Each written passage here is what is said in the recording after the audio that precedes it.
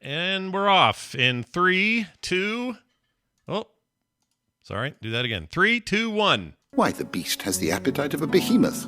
Just this very morn, I found him with his nose buried in my nuts.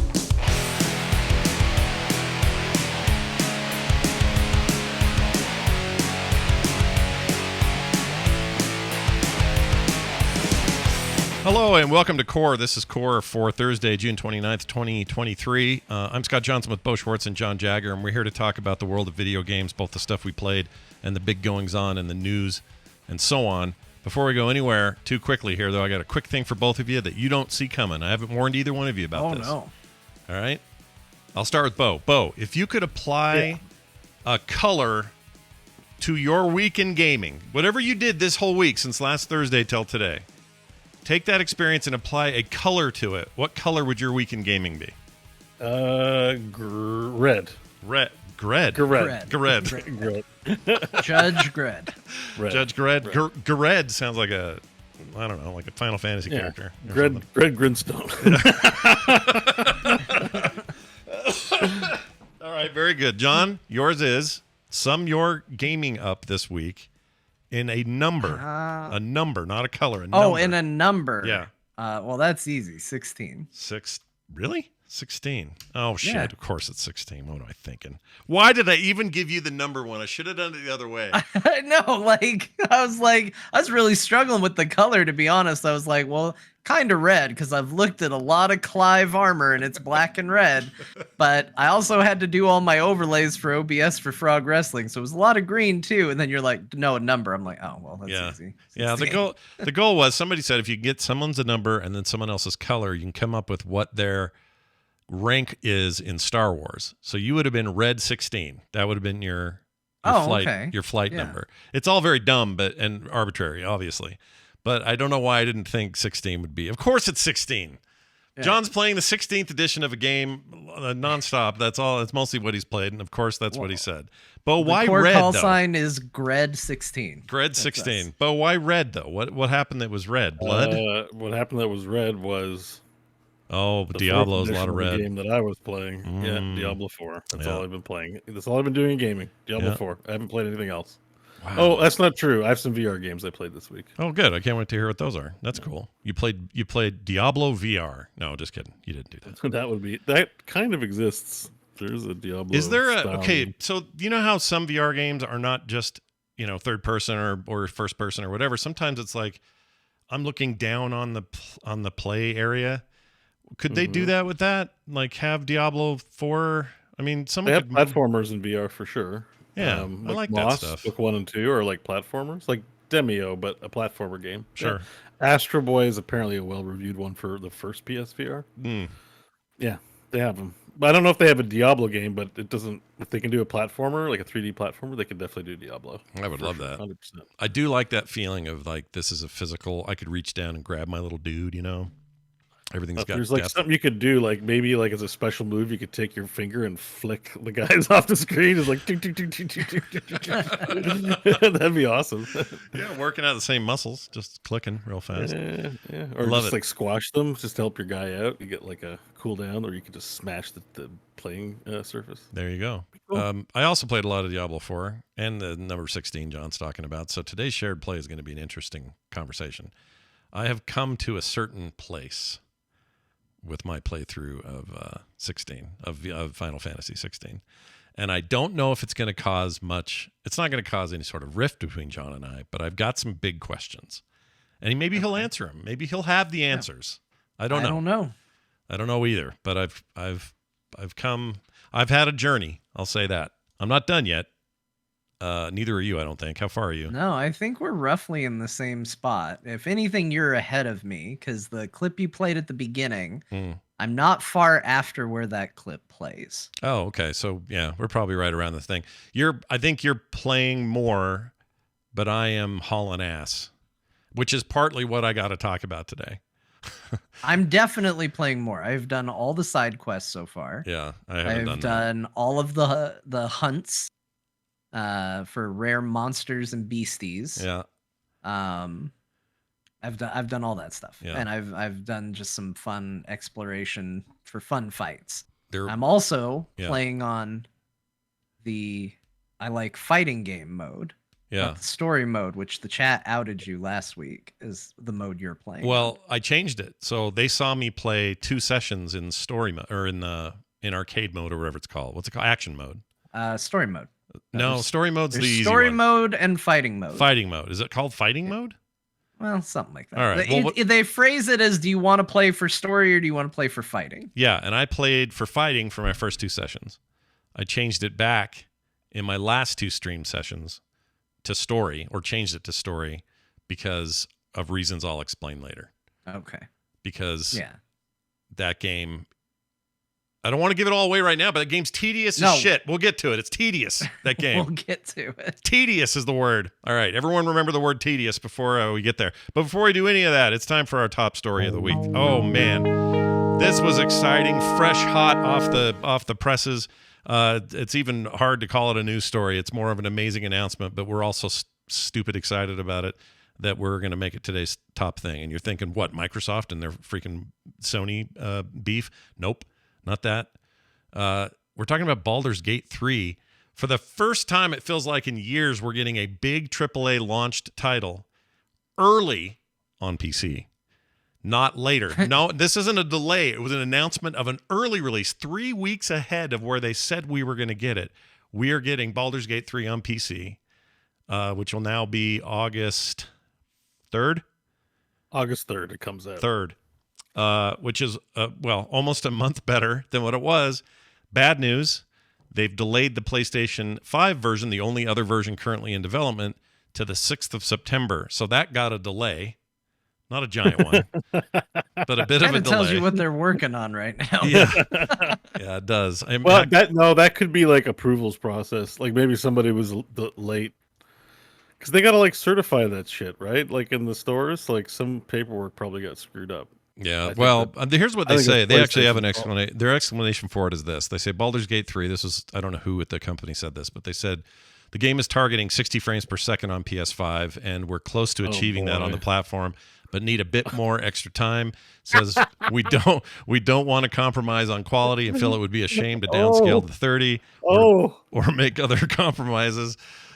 Ripped from today's headlines, Bo. We understand that folks may be disappointed with this, but we're close enough to reaching new heights for RPGs on that system that the benefits of a short delay outweigh the downsides of rushing the PS5 release and having to downscale the frame rate.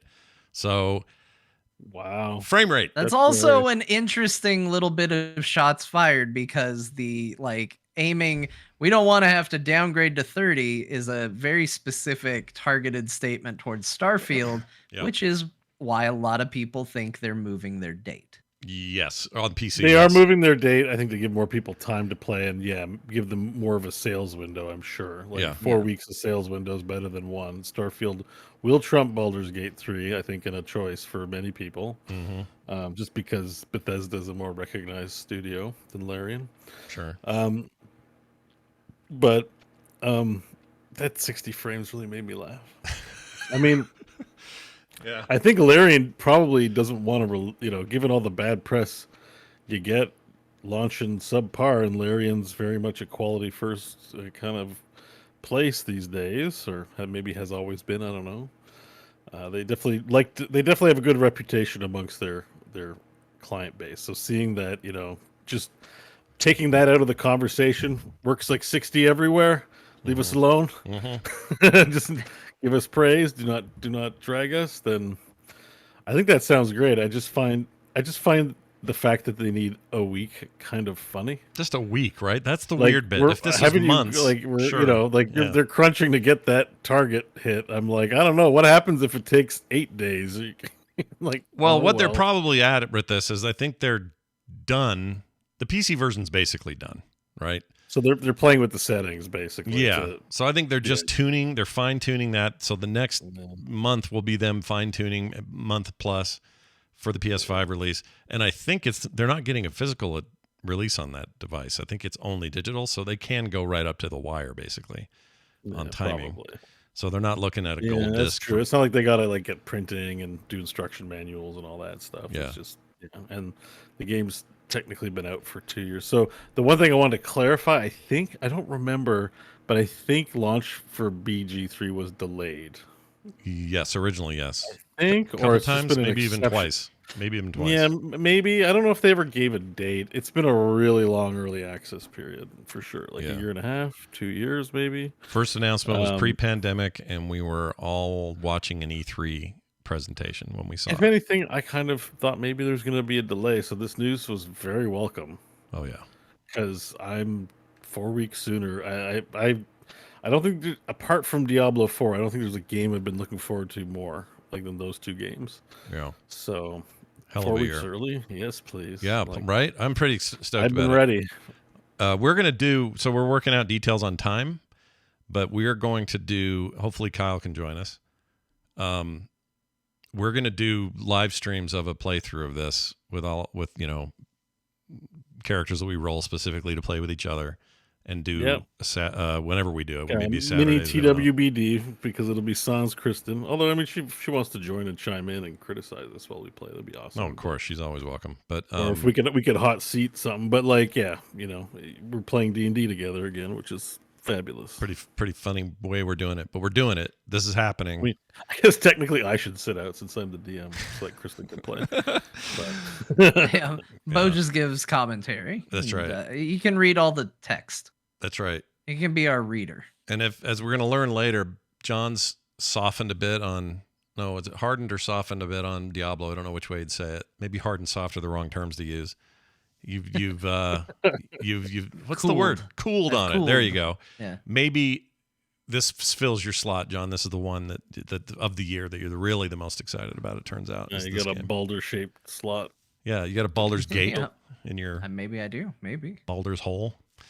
What do you think of this announcement? It's exciting, right? Get something early for once. Yeah, I mean, it's been a stacked year. I'm not hurting for stuff to play, that's for sure. Yeah. But it is a game that I have had, especially when it came out for pre-orders and stuff like that. I had a really hard time ignoring it. I really wanted to get in and play it, but I did not want to. I didn't want to spoil myself. Like I want to see the game when it's done. Right. So I kind of put it in that mental space of pretend it doesn't exist until the day it exists. And I think I'm still kind of in that spot because this news hit and I was just kind of like, cool, and then moved on. Because I think it is a game I'm very hyped for. I love Divinity 2. Yeah. But I know that I could go buy this game and play a version of it right now. And it takes a lot of willpower to not do that. And so I think I have just written this game off as like it doesn't exist until the day where they're like, "Hey guys, this game is real," and I go, "Yes," and then I'll have it. I saw it trending. You own it yet? No. Okay, so I don't own it. I don't have any way of. Yeah, sorry. I know you kind of just said it, but like I got confused by all the words you were saying. Sorry. It's a lot of words. Not because of a problem with you, but my problem with my brain. Sure. I make it sound like it was your problem, but yeah, it's actually man, your words, John. Look, here's the thing. I see that thing trending on Twitter, and I kind of panicked. I went, "What's going on?" If they're delaying this, I was going to be so canceled. Yeah, or just like, "Hey, we're gonna, we've decided we're gonna push it to 2024." And I thought it was going to be that, and I was like really pissed. And then I saw it and went, "Wait a minute, I'm sorry, 3 weeks early. Hello, what?" You never see that. I feel like you never see that. Never ever. Nope. Larian with the big win, and I want to say, as well. Oh, not that I want to say, but I want to ask. I didn't take a dab before the show, Rusty Nails.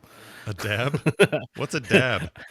a dab of pod or something. Oh, I don't know, is that what he I means? hit something because I didn't understand. No. I haven't smoked pot in like years now. It's like 2 years. Yeah.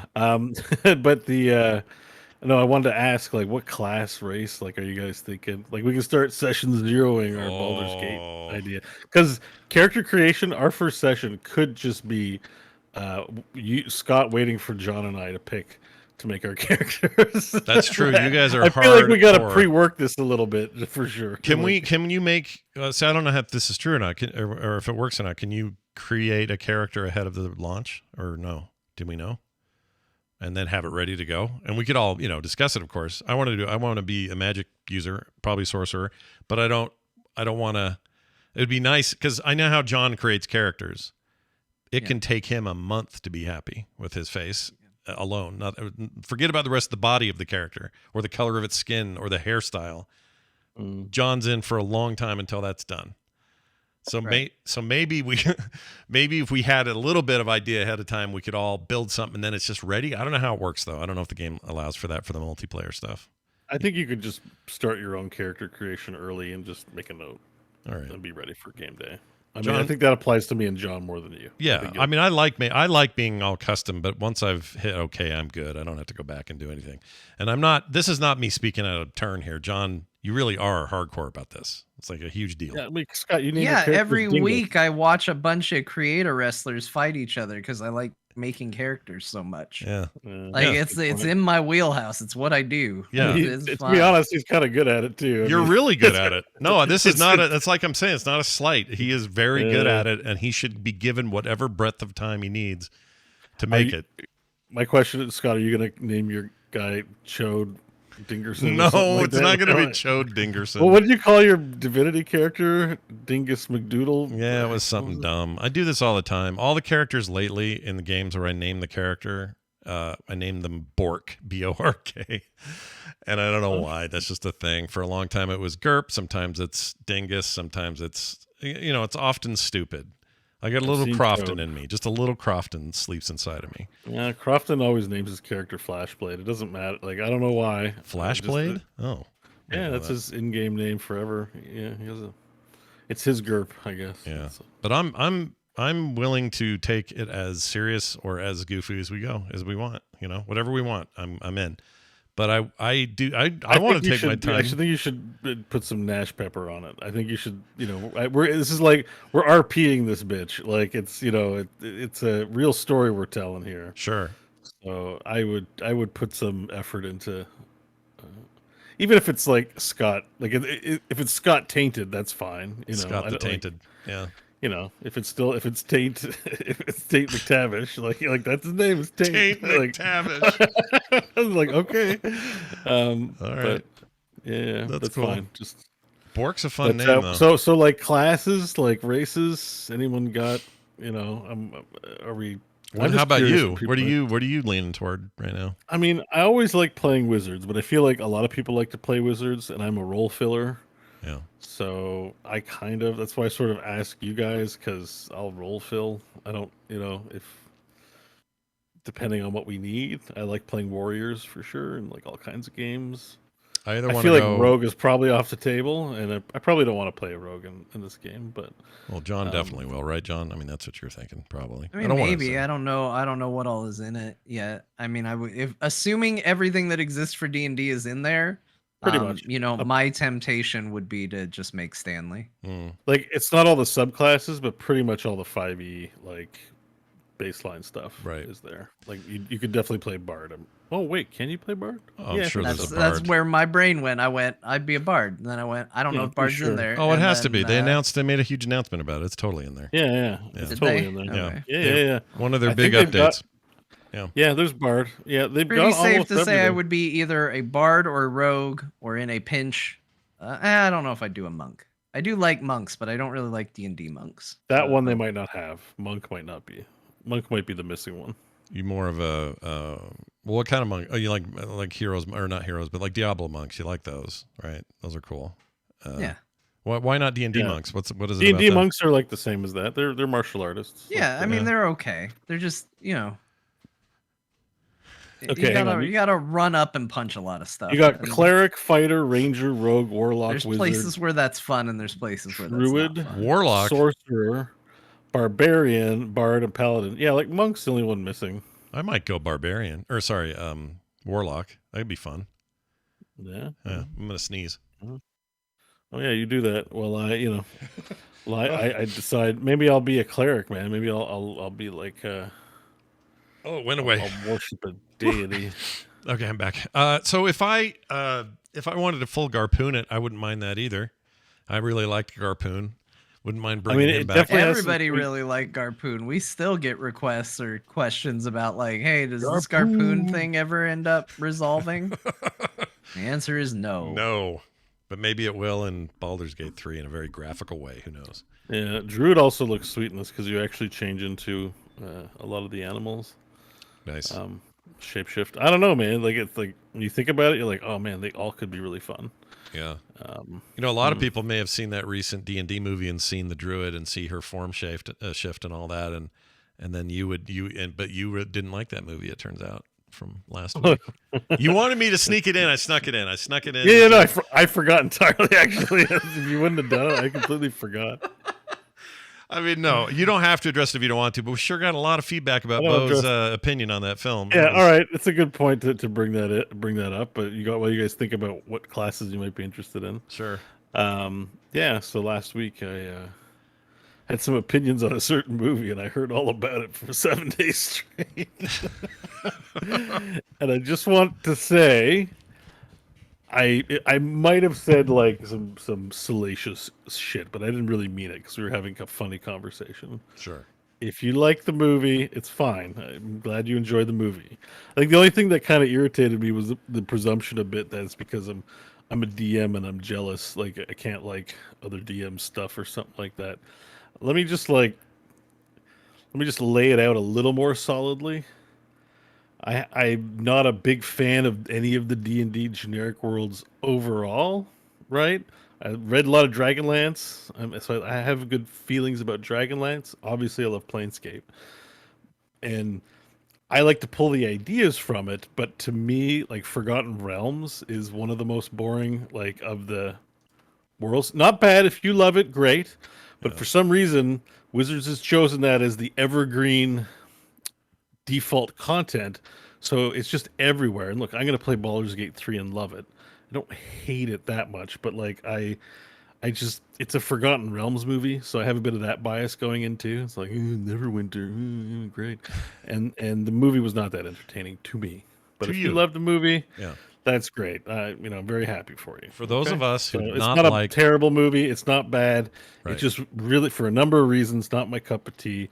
And including the Hugh Grant plot line, and showing me an intellect devourer, but just using it as a one-off joke just seems like a lot. It was just I didn't enjoy it, and I don't think I'll be watching it again. But if you guys like it, that's great. Like a lot of people feel about the prequels. I'll be friends. And you love the prequels, but a lot of people would say the same thing about those. They're allowed to not like those. You're allowed to like those. They're allowed to like D&D movies. You're not. Or you don't, or you can too. You can you're not allowed. like them. I mean, you're allowed not to.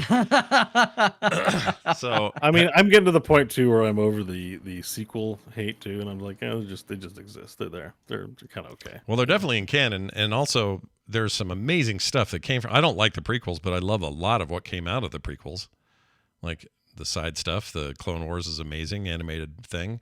The a couple of video games are real standouts set in that era, like. I can't. Hopefully, the Ahsoka TV show in a few weeks. Oh, right. Yeah. Is they nail it. I hope so. That thing has a lot of cool people in it, actors and stuff. So I'm excited about that. It looks good. I just hope it's. Including one that I was really sad passed away. I know. I like that guy a lot. Ray Stevenson. He is, I don't know the character he plays, but he's good in everything you've ever seen him in, even bad things like that horrible Punisher movie, where he took over the Punisher role. He's great in it. The movie sucks, but he's great. He was great in Rome.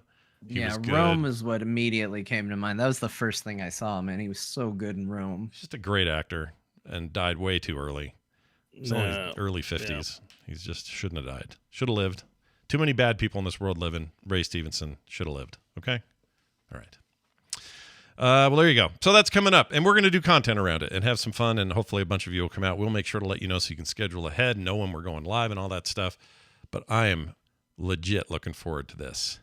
I guess we're all voice acted, but I would feel like we need to RP our characters. But I think there'll be voices in the game, I'm pretty sure. Oh, yeah. Everything's voiced. They just do. I mean, unless...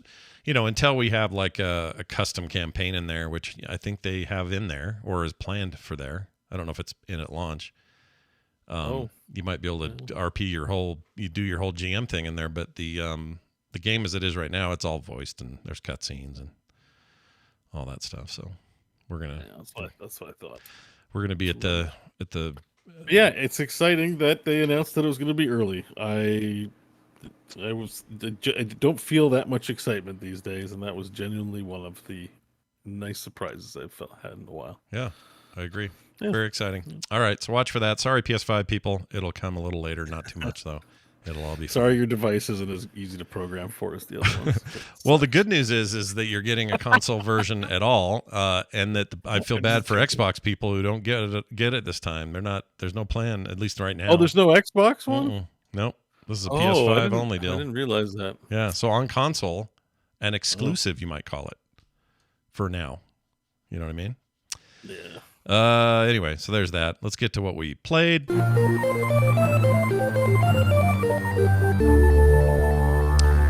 played some games this week, and sometimes the first thing we do is talk about the shared experiences we had or the games that we played that were in common.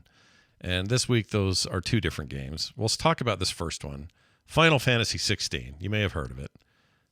We talked about it quite a bit last week, and John and I have been playing it on PlayStation 5, speaking of PS5 exclusives for now.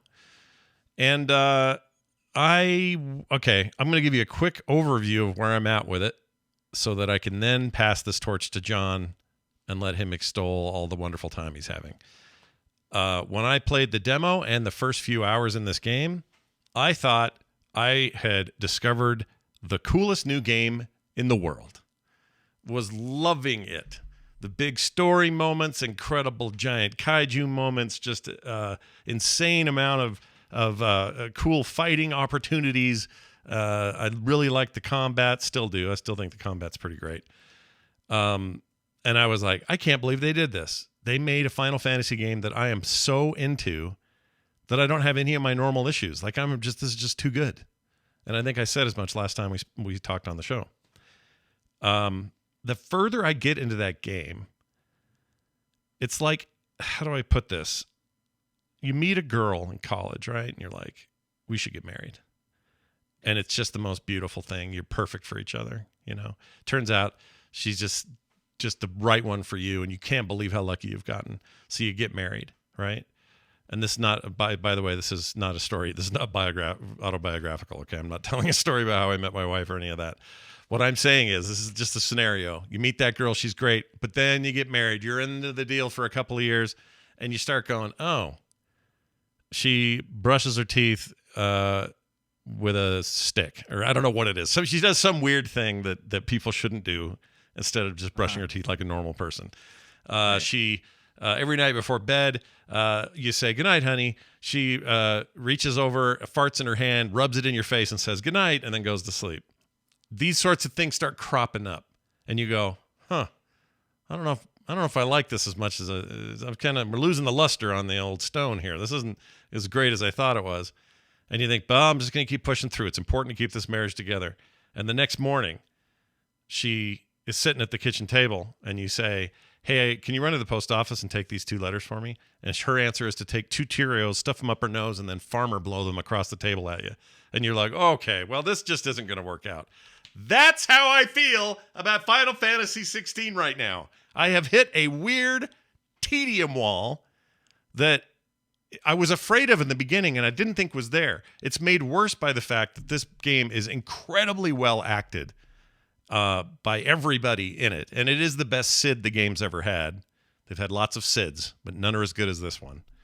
I have lots of praise still about all that stuff, but it almost makes it worse because now that we've hit anime hell space and drag out ridiculous emo conversations and stuff that I just do not find entertaining at all. And really just like, please, can I just skip? Well, I can't skip that because I was explaining why I got to fight that thing. Okay, now I can skip because that lady's talking about nothing. Like, I'm getting to that point.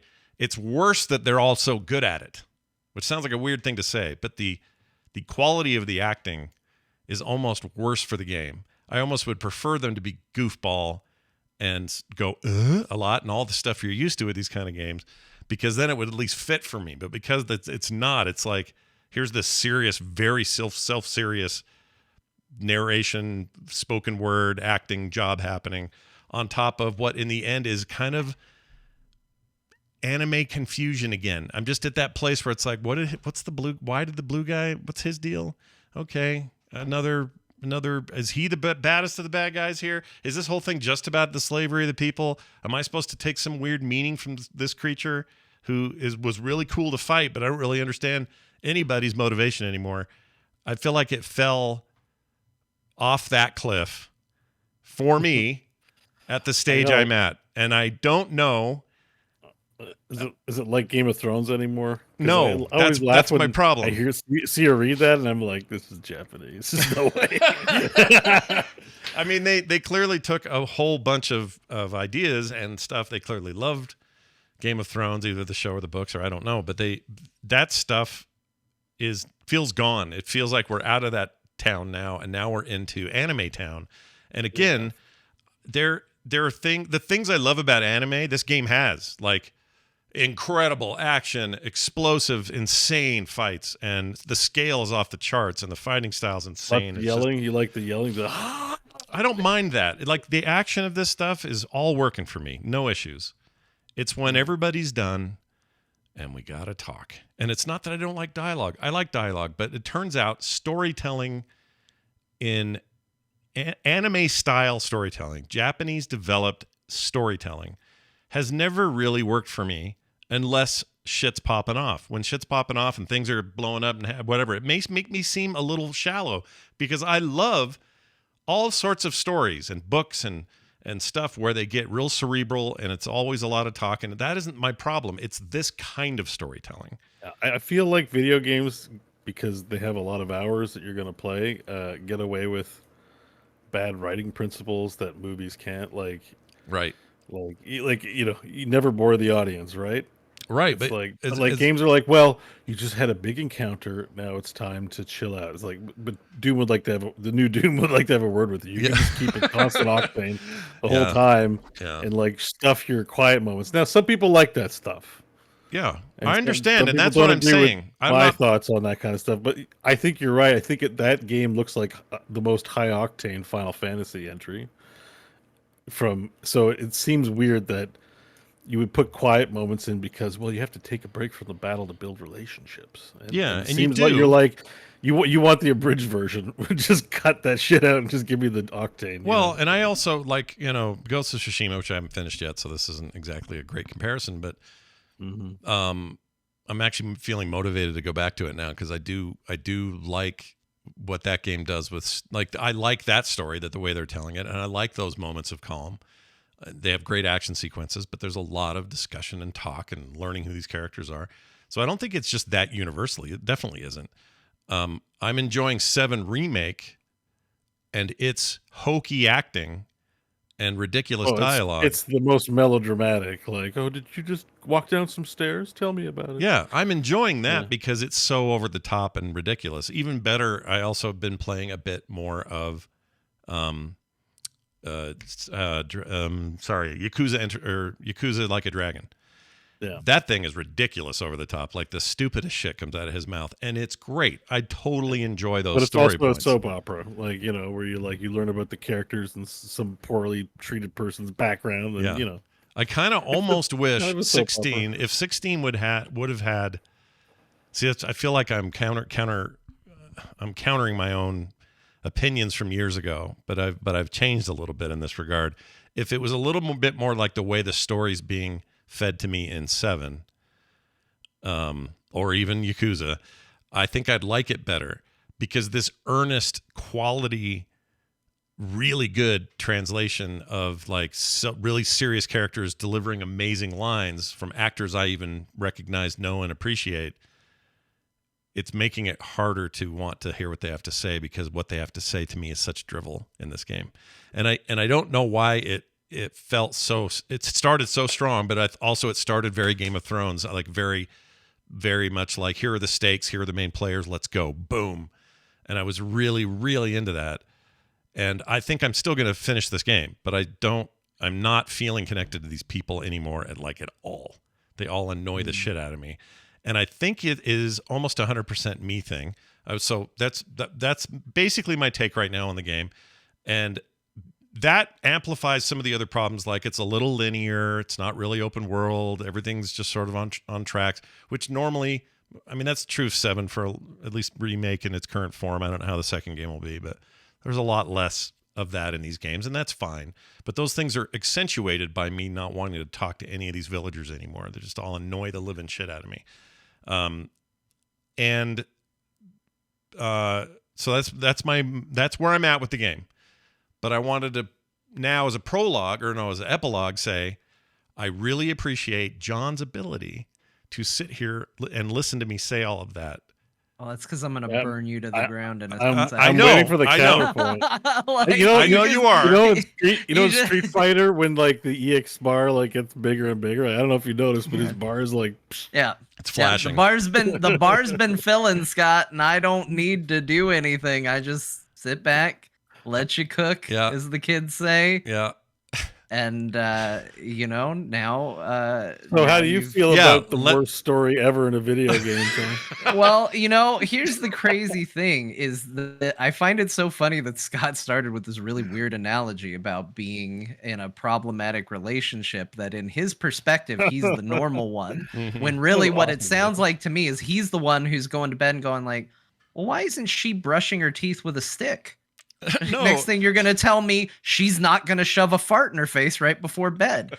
Like, I think that his analogy isn't bad. Like, there are people that do very different things. But I think the issue is more with Scott, in his own words at the end, that I think it's me. He's the problem with this relationship. Yeah. It's not the thing. No, I agree with you. I'll tell you where the problem is. It's the biggest issue is the way Scott plays this game. Yeah. And it's fine. He can play the game however he wants, and he's going to get the experience he gets out of it. It's clearly not a game designed with his play style in mind. But like, to me, the Game of Thrones of aspects of this game don't go away. They just are in different places. Like, Scott sent me a message. We've been talking a little bit about this game here and there. Yeah. And I was like, hey man, I know you're skipping side quests. Oh yeah. I was like, but you should totally do this one. There's literally a side quest in the game. You just give a little spoiler on a side quest. Half of you are probably skipping it, so it's fine. But there's a side quest where you come across this merchant on the side of the road, and he flags you down, and he goes, "Oh, there you are, Brandon. Come over here." And you go over and you talk to him, and he says, "Finally, they send me someone. Oh, you seem very capable, much more capable than what they usually send. Okay, well, go over there. My son's being attacked by an animal." And I was like, the shit is up with this guy. He's really casual about his son being attacked by an animal. That's weird. And off I go to the field to help his son because he asked me to. And, even though the guy's kind of a jerk, figure help him out. Sure enough, there's his son with a wolf running around him, and the son's going, hey, there's a wolf.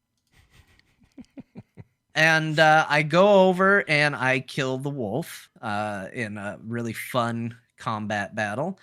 And the kid immediately turns around and goes, "You weren't supposed to kill Wolfie. That's not how it's supposed to go. You're supposed to die." Yeah. And he sounds like a little Joffrey. Yeah. Like, he kind of looks like one too. And then you look down and you find out that what they're doing is they keep ordering these servants. They're called the branded in this world. They keep ordering them so that they can send them out to the field to get murdered as a game by this wolf. Okay. And you go back to the guy with the kid, and the guy's pissed that you survived and that you scared his son. And you, because of the nature of this world and the way branded are treated, you basically, you have this moment where you kind of scare him or try to scare him. And you say, like, I'm not a master, or I'm not a slave to anyone. I'm my own master. And the guy's like, well, I'm going to get a bigger wolf and we'll see how you do then. And I was like, is this going to be like a recurring thing? I just have to keep coming in and checking in on these wolves. Well, your character goes off to bury the bodies, these people. And while you're there, another guy shows up, has a little chat with you, and it turns out he's the guy who's going to sell them the new wolf, and he's trained this to attack them and he has the family murdered by a wolf. Mm. And he basically says, "Yeah, it's the thing about inviting a caged animal into your home. Sometimes it bites the owner," and murders this man and his son. And I'm like, this is some dark business right here. This is awesome. That's a quest you had to do? That's a side quest. It's an optional quest. Is that, and that's the stuff that Scott is racing past. Yeah, I'm skipping it. Scott, was that quest boring for you? I didn't do that quest. It was a side quest. So. He didn't do it. He skipped it. Yeah, I'm skipping all side quests. But I don't. For the record, I am not alone in this. Most, if not all, even the 9 and 10 reviews I read, all of them claim the weakest part of the game is the side quest. So that isn't just me making that up. That's like when you heard John say that, though, did you feel like maybe you missed out? This is not. Okay. Let me say this about John. John and I actually share a lot of narrative enjoyment. Like we really like things like Better Calls. There's certain things that we really like and we like jointly, and we talk about them all the time. So let me establish that here. Yeah, there's lots of that stuff that John and I laugh at, watch, comment on, and are in agreement about. But I will say, so they're just to put that to the side, I don't know what's so cool about that side quest. Like that to me just sounds like you're saying you're looking for the dark, gritty Game of Thrones. But here's my theory, Scott. We have already talked. We're gonna get into this conversation at a different date. I have a weird feeling that when you know a game came from Japan, that when something doesn't sit well with you, you go, "Oh, it's anime. It's just anime." Yeah. I do. Because like the truth of the matter is, I admit it. Is Game of Thrones did plenty of shit that was weird that would raise questions, and nobody went, well, "That's some anime bullshit they put in this game or this movie, this show." We don't do it because it's made here. So we just assume that it's normal. And I think there's a lot of people out there that see things that are fantastical or outside the norm, and they go, "Japan at it again." And then they see a friggin' White Walker get instantly vaporized by a little glass shard dagger, and they go, "Yeah, that makes sense."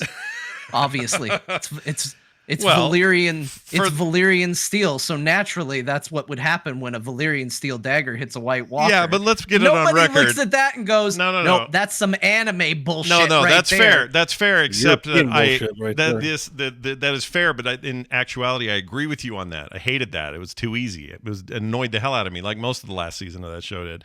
So I understand what you're saying, but I also still recognize shitty writing when it's in other places. I just think this is obtuse and strange, and if you're not going to give me the weirdness around it, like if this sounded like 7, the way 7 works, and the way the story's being presented to me there, I'm really enjoying that. Well, what's the difference? I like how 7's being used to defend your tastes with 15 or 16. I mean, like there's something like I like it because I'm very biased, but there's also something kind of like.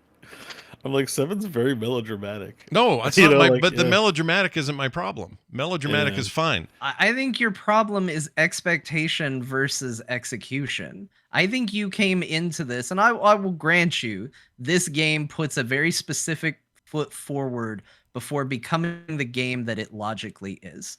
I think that to think that you were going to play Final Fantasy meets Game of Thrones is going in with incorrect expectations, and that when this game puts forth its Final Fantasy foot, it is a little jarring because you've gone in going, "Oh yeah, this is going to be like Game of Thrones, but every now and then there's going to be a chocobo and a crystal, and I can get over a chocobo and a crystal. That's fine." But then all of a sudden you got a Moogle, and then all of a sudden people want to talk about their feelings, heaven forbid. And then it must be something else though, because they do that in 7, and Scott seems to like it. Yeah, I don't mind it over there. I think 1 puts Scott in the mindset that this is serious business. This is serious men doing serious manly things. They're certainly and doing the other one serious... is goofy popcorn comic book fun. Yeah. I mean, so like John, you described what sounded like a very interesting side quest, very gruesome. But what I hear from Scott is just like it's so slow and boring. Like when I hear him describe it, I picture like plotting dialogue, like Pathfinder. I refunded it because it was just like, "Hi, I'm Melissa. I'm from the Paladric Order of something. By the way, I brushed my teeth this morning, and after I brushed my teeth, I had dinner." And you're just like, "Can I play the game? Like, shut up, NPC." Maybe is there? Are they a little This game ponderous in this here, game? I'll give Scott a little credit because I am going after him a little bit. Yeah, This there's game also has there's also this people in game the has- chat are deciding it's a great time to make generalizations about my opinions in there, and some of these are off the chart. Like, I look, that people always have this trouble with me saying, or I have this generality, which is like, oh, it's anime, so someone's going, and I realize I overuse that. I know I overuse that, but they do it. They do it in 7 all the time, and I like 7. So what I'm saying is, it's not about that noise. It's not about any of those things. It's about these storytelling techniques that don't resonate with me. That's it. They don't resonate with me. They make me not care about these characters because a lot of times it just sounds like nonsense to me. And it doesn't mean they're wrong. And I know John's not wrong. I know how much he loves this stuff and I respect it. But everybody listening to this, if you're like, yeah, you hate stuff that's good just because you don't, or whatever your thing is, I just don't. It doesn't resonate with me for I don't know what reason. Maybe I'm broken or busted, but these things never freaking resonate with me in the long haul. I really try. And this one tried really hard to get me because it really presented itself as something that was going to have just a different way of getting into my taste. And it didn't maintain that, or at least it hasn't. It may come back. I don't know. I don't think it's gonna. Honestly, Scott, if you're not there, because again, to kind of walk through it, let me talk about my experiences with it. Let's stop going after Scott. I'll talk about my experiences, and you can see where they overlap.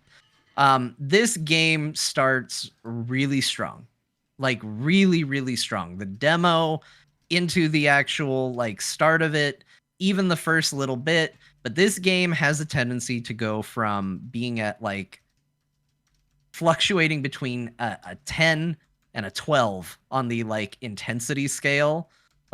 It'll put you against a boss battle that feels like it belongs at the end of a video game. Yeah, in terms many of of them. spectacle. Yeah. And then it will raise the spectacle beyond that. And you're like, how are we going to get bigger than this? And then it goes bigger than that. And then it puts a cutscene after that that goes even bigger than that.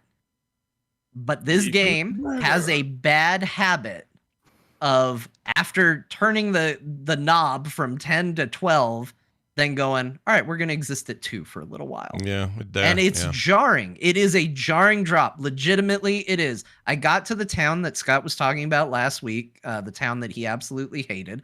I didn't hate it nearly as much as him, but there is something that it does narratively that is frustrating. I would actually call this a narrative pet peeve of mine, which is they basically tell you, it's very early in the game, so we're just going to talk about it. They tell you you're going to go back to the place where all the stuff from the demo happened. Yeah. So you're going to go back to this big place where a monumentous thing happened. And as a player, you go, "Oh, I can't wait to see that. That's going to be awesome. I want to go back there. I want to see the fallout of what happened there." And they go, "All right, well, to get there, you just got to go through these 2 towns." You go, "All right, well, that's fine. I can get through 2 towns." You get to the first town, and they give you some other stuff to do, and it's not the most exciting stuff. It's like, go here, talk to this guy, go here, talk to this guy. And you're like, that's fine. We're working up to it. I'm moving through the town. Oh, we got to rebuild a bridge? That's fine. Rebuild that bridge. Go ahead. I'll do a quest for you. All right, he's rebuilding the bridge. Great. That's fine. And then it's done. And you're like, all right, sweet. Time to go. And there's the gate to the content you want to see. And you get to the gate, and an old man comes out and goes, "Hey, before you go, what if you went and found an old man for me?" And you go, "Shit." Yep. I was almost there. I was almost to the thing I wanted to do. Mm-hmm. And now this mayor is telling me to go find an old man. And now that's what I got to go do. You're describing the block I had. That's where it first started for me, was that moment. It does a narrative rug pull there, which I do think is bad. That one really bugged me. And I was with Scott, and I was like, okay, well, that is what it is. But it still does go slow, and it does slow down. It likes to do these really big moments, and then, okay, here's a hub. And it honestly, here's the thing, though. It plays like a role-playing game. like a fantasy role-playing game. It puts you in a town. The town's full of things that people want you to do. And there's a main story part that's really big and epic. And there's a bunch of side stuff that is not as epic and is just to get resources and stuff. The one thing this game does do is some of those side questy things are part of the main story. It's like, okay, well, if you want to go do the epic stuff, you got 3 chores you got to do quick. You know, it's like a World of Warcraft quest. It's like, you know, you gotta kill your 5 wolves and 3 bears before you get your cutscene. Right. It kind of feels a little bit like that. So it's not it's not terrible for me because I enjoy the world building. Like doing the side quests, it was like, oh, Sid has a daughter. That's interesting. I knew that before it came up in the story because I did side quests around it. And doing other side quests, it's like, oh, I understand the plight of this world. And some of them are even mainline. It's like, you know, they want you to understand it's a world that's deep enough in lore that they put a button to where you can pull the lore up and reference it whenever you want. They want you to kind of understand the world and how it's working. And even with that stuff, I do occasionally find myself going, okay, now wait a minute. Is this from Sanbreque, or is this the Empire, or is that this religious order? I still occasionally get them mixed up. So the game's also trying to do a lot of heavy lifting as far as like narratives and building relationships and stuff like that. I appreciate those details, and I think the game has done a good job with it, and building those character moments. There was a moment, I shared it in our Discord, where because I've done the slow stuff, because I've spent the time in the headspace with these characters and understanding when they're waxing and waning in the way that Scott hates, how they feel about situations, that when 2 characters finally met, even though it was one of those moments in TV, you know, where you go, if you guys just sat down and talked, you could figure this out. And sometimes that's frustrating. It's like they're going to fight, but if they just talked, they'd figure it out. But because I had spent so much time on the journey with these characters and their motivations and all of that, I was like, they better not talk to figure this out. They better fight. I want to see them fight. And they walk in and they start to talk. And I was like, they better not talk it out. And they don't. They basically are like, hey, we're going to chat for a minute. We're still going to argue with each other, and we're still going to try and kill each other. And it's big and awesome and epic. And the outcome of that quarrel was crazy. There were some limbs just sitting on the floor that I couldn't stop thinking about. I don't know why that weirdly got in my head.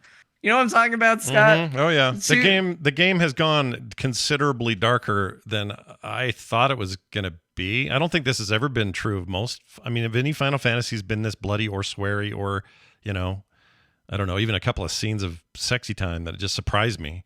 The game really wants to be adult. It wants to be rated M, which is fine. It's totally fine. Yeah, in fact, that's part. It owns it for sure. Part of that is what drew me to it because I thought, all right, a mature story. We're gonna really go for it here, and they don't hold back on a lot of that. But yeah, I mean, like I would say that, you know, your mileage is going to vary. There's going to be people that see this game and they're going to see the crazy big explosive moments and the combat being action combat. Like this is one of the best playing action games I've ever played. Full agreement with you there. Full agreement. I don't know what it is that they've done. I know the Devil May Cry guy recently came out and said, I think this is my masterpiece. Like, as far as a combat system, which I was like, holy shit, that's a big thing to say about Final Fantasy. Mm-hmm. But he said he thought it was great. I feel that. Like, I enjoy combat. I get in a fight with a wasp. There's a little hornet flying around, and I'm like, I got a cool way to deal with this hornet. I'm going to do this into this into this. And I planned it out in my head, and I find combat insanely fun constantly in that video game. Yeah, tons of depth too. And it also helps. It helps when a beast or a monster or a character is a huge bullet sponge, just a big XP sponge. Takes forever to take down. It really helps. So I don't find that stuff tedious. Because the actual combat is always engaging. It's like, well, all right, I'm cool. I'm on cooldown for both my fire abilities. Well, shit, let's get at that electrical stuff. Let's do that now. And you start to get kind of ahead for follow-ups and best combos in what situations. Plus, you're memorizing, you know, how some of the sub-bosses and main bosses patterns work, just like you would in any boss fight. but your ability to react is way deeper than I'm used to. Love all that. No complaints. It's deep and fluid and good. And that's kind of where I think like this is where you're going to either be a John or a Scott on this. The big moments, like I said, are 12. The combat is a 10 or a 12. Like it's all these pulse pounding, insanely high moments. It's how you're going to react when this game is a 2 or a 3 in intensity that's going to color your thoughts on the game. If the idea of going from one point to another and having a conversation with someone about what's going on sounds mind-numbingly dull to you, you are not going to have a great time throughout this entire game. Might still end up being for you, but you're not going to like the slow parts of this game. Yeah. It definitely shares the DNA with Final Fantasy XIV of wanting to spend time world building. And one of the hardest things for me going back to World of Warcraft after playing Final Fantasy XIV was I went, all these quests are just going and killing things. Like, why am I not going and talking to somebody? Why am I not getting dialogue about this world? Why did I land on a dragon isle and immediately they're like, go kill some baby dragons? Like, why am I doing this? If that sounds nonsensical to you, this game isn't going to jive with you, because this game wants you to think about why you're doing those things. It wants you to talk about the characters in the world and the conditions they're in. And sometimes it hits a point multiple times a little hard, and you'll be sitting there going, I get it. It sucks. You don't need to remind me that it sucks. I know it sucks. What would work better for me probably is that if the game, how do I put this? If the game had more RPG systems in it. That's the other thing that I think the game is a bit of a problem for it, especially in light of how many RPG systems have existed in previous Final Fantasy games, which admittedly I've only really come to enjoy lately. But there's more depth in those games in terms of those systems. This has 3 slots for rings and a weapon slot. I forget what the cuff thing or it's weapon, bracer, and belt. That's it, belt. And they're fine. I think that's actually probably enough, but how often you change those out or enhance those is really slowed down compared to what I'm used to in RPGs. And there aren't really any deep RPG systems. So the whole thing just feels like a little tacked on. The gear isn't very interesting. And I talked about that last week. Like, you kill this big boss, you get an item. It's like, craft a legendary sword of lightning, and you're like, oh, this is cool. Does it do lightning damage? No. Does it have any modifications for your lightning abilities? No. What does it do? It makes the attack stat go up. Like that's what it does. Yeah, and oftentimes if you're using the upgrade system with your blacksmith, you have already gone higher than that thing will do. So like even when you go make it from this amazing 20-story boss you just took down, and he gives you this, you get this bit that you can go make this out of. You make it, it's like 10 DPS less than the one you've already got. And none of that feels great as someone who enjoys a good RPG. I would say that's the one area that I don't like. I don't think the gear in this game is very interesting. Although I will say, and you probably don't have this yet, I would guess. Do you have the Berserker ring? No, I don't think I do. You know how you can limit break and you just go batshit crazy when you're limit breaking? Imagine a ring if every time you perfectly dodged, you got to limit break for a couple seconds. Oh my Lord, that's pretty good. So really cool. It's a really cool piece of gear, and I was like, oh my gosh, this is a game changer. This is fun. This is really cool. But guess where they locked that behind? A renown system where you have to have done a lot of side quests and a lot of side activies. And if you're somebody that's just mainlining the game, you're going to get that a lot later than somebody that's doing everything. Preferences. Yeah. Yep. Right. He doesn't get the cool ring. They want me to play. But I wish there were more. I wish there were more items like that in the game. There's a few. Like there's one that makes your potions more effective, and there's a few things here and there. I wish there was more gear that modified the game in a significant way, and I'm a little sad that it isn't. That's maybe my big criticism of the game is that. But I do wish it I'll had. tell you. You know, it'd be cool is if this game's combat, which I agree with you, it is 10, 12 on a scale of 10. It's amazing. I wish there was a combination of that with what 7 Remake did with slowing everything down to almost pausing it, and adding back in just a taste of the turn base. It's the same, obviously, but this ability to switch between characters, that'd be nice. Number one, they don't do that in this. So I can't, I can be Barrett in 7. I can't do that here. No, you're not gonna win me on that one. I love that they abandoned that. Well, and it's fine with it's not even a big hang Barrett's up. great. And it's I like great playing being Barrett, Tifa. but yeah. And you No, gotta I reread like 12. it in 7 Remake. I don't like it in this game. In fact, they let you control the dog, and I never control the dog. Yeah. Oh, you can switch to the dog? No. You can't switch, but you can give him commands. Give him commands. While you're fighting. There's also a ring you can wear it'll take Hard up a to slot. know because they didn't design it. If they'd spent some time designing the most awesome one, maybe you would like that. I don't know. Yeah, but a I mean, I do combination like of it. the two. I like it in 7 Remake. In this game, I like the fast, non-stop action of the combat. I like it a lot. I just wish there was maybe a moment where I could do that slowdown and say, all right, let me think for a second. Fire is probably a smart idea here. So I've got a special ability I can only launch from this pause menu and have that just mix it in a little. I don't know why I like that. That just shakes things up for me, and it feels more like an RPG. This game, the way they execute in 7 is the juggle's kind of fun, right? Yeah. Like you do something as one guy, then you quickly swap over and combo before it's up to do the stagger. And that's the other thing is when you go off to do you get 5 gil and a little bit of renown. That's not good. I don't like that for side quests. Like that's the other thing. The rewards on the side quests. Final suck. Fantasy, I think the gear conversation's worthy because most games try to improve on their systems. Diablo's a recent example. Maybe you like it, maybe you don't, but there's a lot of items and they're meaningful, right? WoW releases new items every expansion, plus legendaries. Final Fantasy's constantly regressing. It's never been huge. It's always been weapon, armor, rings.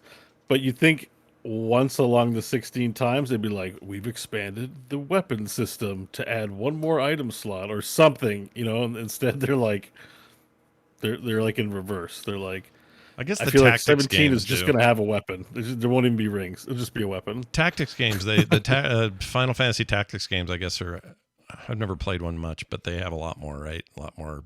I mean, it depends on your It's been a Final while. Fantasy. The materia system is linked to it. I mean, the as draw time goes system on, and junctioning in Right. 8. Final Fantasy's notorious for changing their systems up every single game. Yeah. It's a very rarely lately they've on been the getting equipment. simpler, right? Except for the MMOs, they've been getting simpler. Simpler I think from that 13 is perspective, but simpler. I would also say this combat is insanely complex, but also fun to master. Once they add the Elden third Ring had a lot of- icon, Yeah. it broke my brain for a period of time. Yeah, that's tricky. Elden Ring has a lot, doesn't it?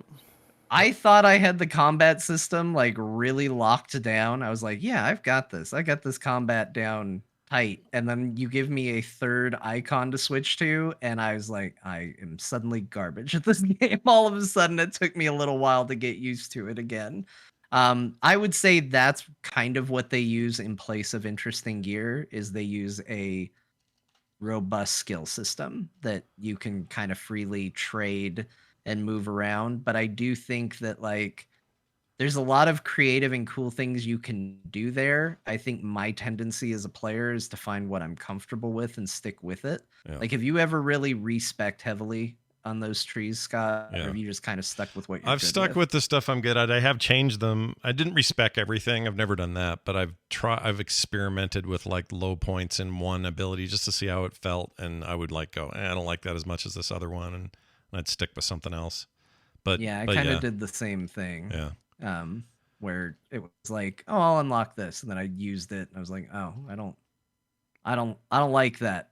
Every once in a while, I'll see I a video of somebody using the thing I didn't like in extremely cool ways, and I'm like, oh, maybe I should go back and try that one again. That happens. tell early you, stuff doesn't feel good usually early, but then once you have a lot of talent points, it can really change things up.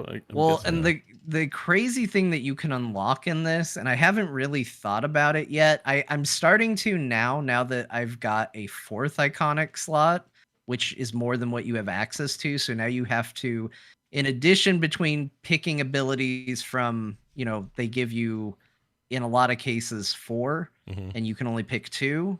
There is one tree where you get what is it, like 6 or 7, but you can only pick 2. Right. Because you get Phoenix and Ifrit are tied to 1. But you still only get 2 abilities from it. But when you master the abilities, you can assign them anywhere you want. Right. So in theory, you could build a 100% like fire spec if you wanted and sunk enough points into it. Like the depth of the customization there is really, really deep.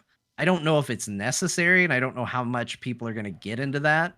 But to me, that's the equivalent of like the gear, is you've upgraded the system to a degree where you can put fire abilities on wind, or you can put rock abilities on fire, and you can create, basically your 3 iconic abilities totally customized how you want if you sink enough points into it. It pisses me off sometimes that Jill has some really badass ice abilities, and I don't have them. They bug me. You just want to go over and steal. I just want to take steal her her shit. Give me your ice abilities. Yeah, give me your ice Jill. abilities. Gosh dang it, because her stuff's really cool.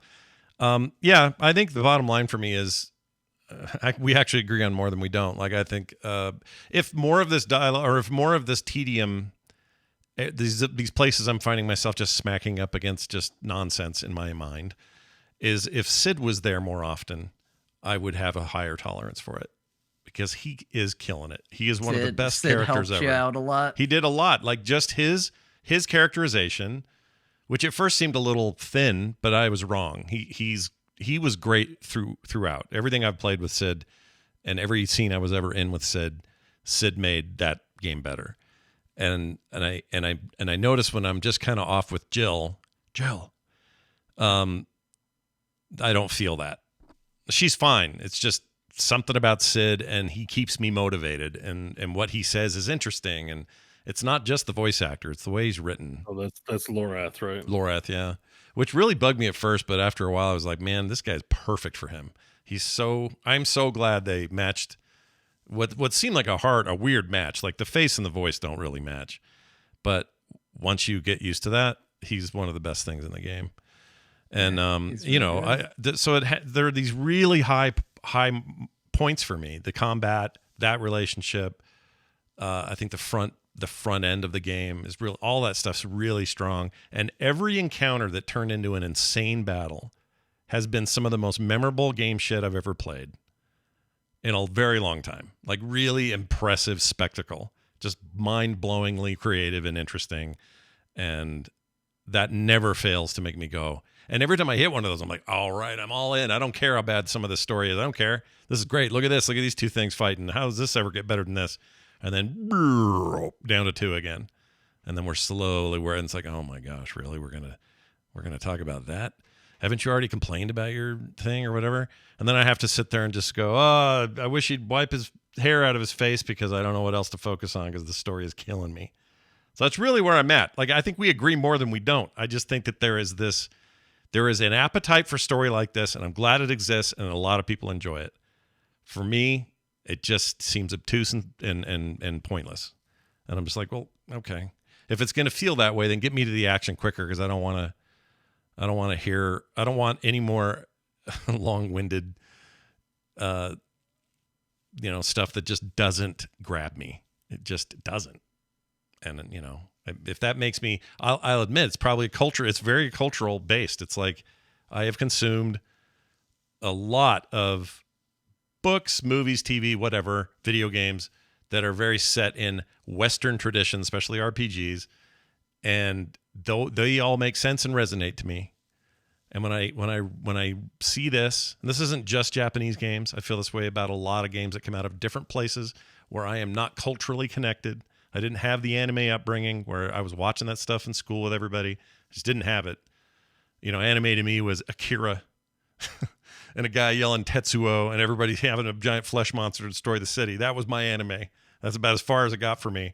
And I've tried to branch out here and there, but for the most part, that kind of storytelling was just never part of my story intake. And I think I suffer from it, It all comes back to dragon beef. You just want a cool looking dragon to fight. You don't want to ask, why am I fighting the dragon? Yeah. Is that dragon possibly right to be angry with me? You have no interest in that. You just want to kill the dragon. Yeah, there's a dragon. He looks vicious and wants to kill me. Sometimes he'll talk to me, and then I'll have more reasons to want to kill him. But yeah, I just kind of want to kill the dragon. And if if he has no front legs, I'm fine with it. You know, it's great. What if when a pretty girl walked by, the dragon's nose bled? And he fell over backwards in his chair with his little dragon legs up. Yeah. Like it's funny because my kids, my daughter in particular, loves anime and loves that kind of storytelling, begging me to watch Mob Psycho. Oh, does she? Is she like? Oh, Carter loves this stuff, dude. No, but like, because like there's liking anime, but you have a friend who's just like, you got to watch this, you got to watch this anime, you got to watch this. You know, she like that for you. Oh, she like, loves it. She's been begging me to watch Mob Psycho. Her friends get together with her all the time. They watch something new. Mob Psycho, eh? And every once in a while, I'm like curious about one of them, and there's some I love. Like I love Cowboy Bebop. I like Mob Psycho 100. Maybe I thought it was just Mob Psycho. Maybe she's shortening it, but I haven't seen it. Some of the chat are saying, relating it to anime, this game is not correct. I didn't feel that way when I started, and some of the disassociation is coming from anime tropes have made their way into this game where everyone's talking like they are in some serious English film.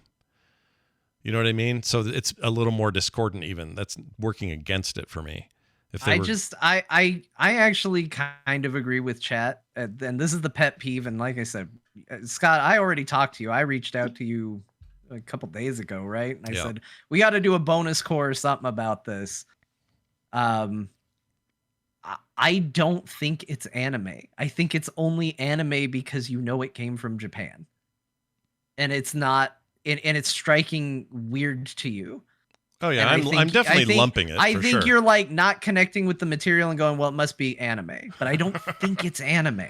No, I genuinely don't think it is. I think there are moments. I think when you fight, I can't think of his name, the wind guy. That's definitely anime. When you go into a mysterious realm and he's impaled in space on a staff, that's anime. Yeah, right there. That is, but I don't think all of it is. I don't think people wanting to talk about why owning another human being is bad is anime. I think that's just you not caring about the world they're building. No, you're right. It's an easy Japanese bullshit. I mean, it's just an easy thing. Racism. It's an easy thing for me to lump it into, right?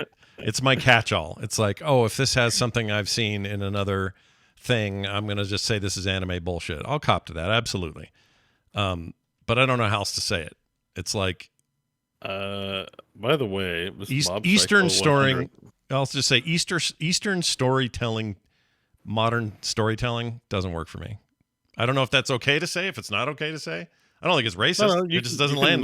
You can not like the tropes. There's definitely Western tropes you don't like. You don't like Hallmark movies, I don't think. No, my wife loves them though. That's a tropey style.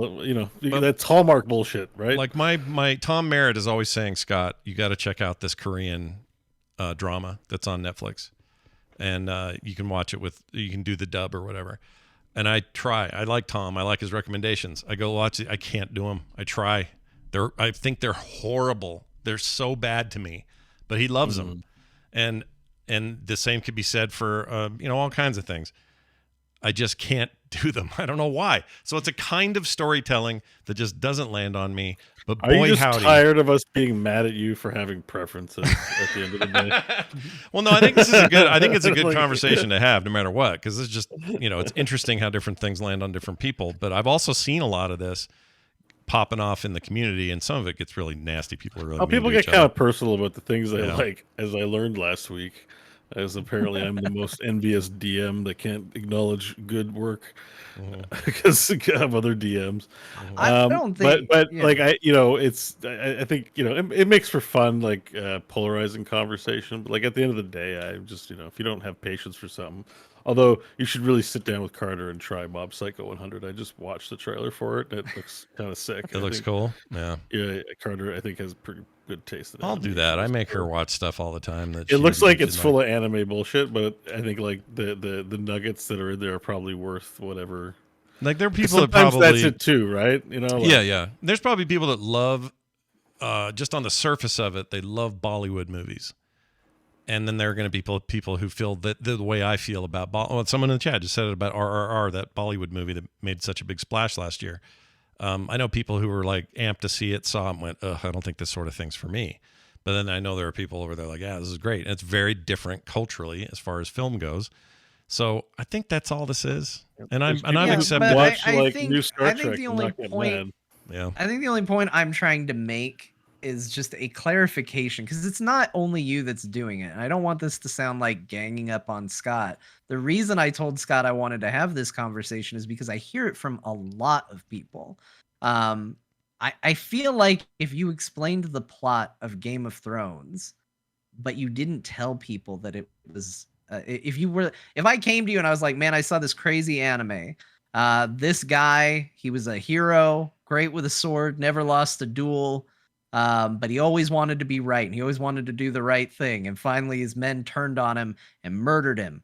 But then this red witch showed up, and using the power of fire and the light, brought him back to life. And he was rejoined by his faithful direwolf to go hunt zombies on the other side of a giant frozen wall. You'd be like, I don't want to hear about Japanese anime bullshit. All right? Okay. No, I think that that's a filter that people hear. They get the thing in front of them and they go, "Oh, that's dumb. That's not me. That's them over there doing their storytelling." I don't think that that's true. Yeah, I think I agree. we put it on there. I agree. No, I totally agree. That is the filter by which you hear the story. So the way it is presented is what we're talking about. And it's not invalid to have different ways of presenting these concepts. It's just that one will work for people better than another, and that's where I'm at. If the way they present those books and those episodes you just described, that's the filter I'm used to hearing these kinds of stories through. But you're not wrong at a basic level. If you just look at it on paper, all of those things sounded ridiculous, and they would have been ridiculous anywhere you tell that story. I don't think I want a retelling. For example, if somebody said, "Hey, they're doing a complete retelling of Game of Thrones, but in Japanese like an animated film," I don't think I'd want to see that. I mean, I might out of curiosity, but I'm not asking for that, because I feel like them telling those same themes are going to tell it through that filter, and it's the filter I struggle with. It's the kind of storytelling, not the stories.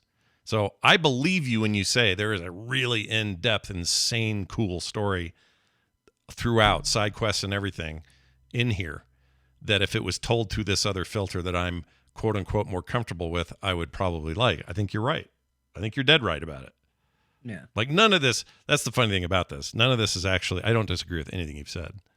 I think it's just a me thing.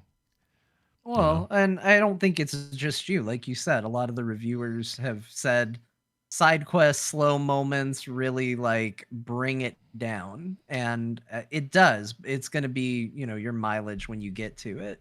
Right. I think, ironically, this has been a Final Fantasy that's had a lot of people going, "That's not my Final Fantasy. They're changing it." And I think that's a stupid assertion. But I think that, ironically, there's a lot more Final Fantasy DNA in this than most people expected. And I think it's hitting that wall of when it becomes Final Fantasy that's putting a lot of people off. Yep. I think that's it. I think I went in hoping for less of it. You went in hoping for a new form of it, but plenty of it. And you're getting exactly what you wanted. And I'm super glad about that. I mean, I haven't seen you this passionate about a single player game in a bit. It's been some time. I can't stop playing it. It's so good. Yeah. Can I ask you a question, Scott? Yeah, go ahead.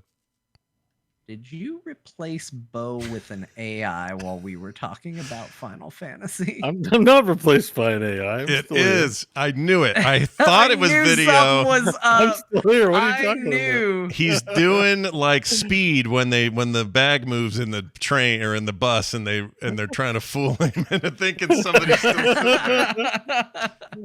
Holy shit!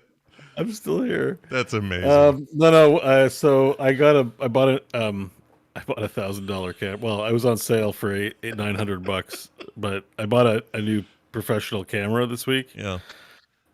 It's out of battery. So the battery died. So this Yeah. is what So we get when the battery's dead. I got a wall charger coming. Like I've had to order a number of accessories. It's a long story, but it's up and running. It looks beautiful. I think it's looking real nice tonight.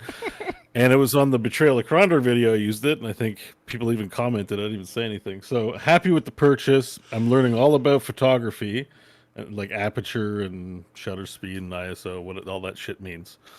But the battery part, it lasts. I got 2 hours or 3 hours out of it. We start at 7, and it's not 2 hours. 2 hours, yeah. So I need to get like a dummy battery and a wall charger to keep it powered, or more batteries. It ran out in the middle of that, and I'm like, there's not much I can do. No, it's all good. Did You got this. I just wish, like the recording of you that you decided to go with did like occasional lip flaps, so that I didn't it want wasn't just gazing longingly And he into our blinks. souls. That's actually like a 5-year-old GIF. That's when I first moved here. It's like that's from like 2017. I was gonna say it looks like almost like a different apartment, but I guess the same apartment. I was just trying to do something memey for my Twitch stream or something. So, and I was like, I wanted to be as minimally disruptive. So I just looked. I was like, oh, this will work. I just found it on my hard drive. I was like, there you go.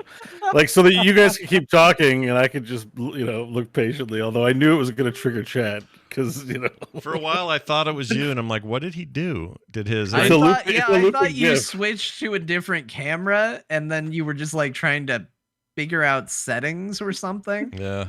It wasn't until he Like, said words, and it was like, oh shit, that's not really. And him. then I just noticed the blinking and like the looping of it, and I was like, "What the hell are we doing? Like, is this the next level of VR? It is. What has happened?" It is. I think the answer to all your questions are yes, and we should leave it there forever, Bo. This is your new persona. Nicely done. Yeah, so my camera's charging. I'll turn it back on before the end of the show, but I packed away the Logitech Brio. I was so excited for my new camera. I don't have it out right now.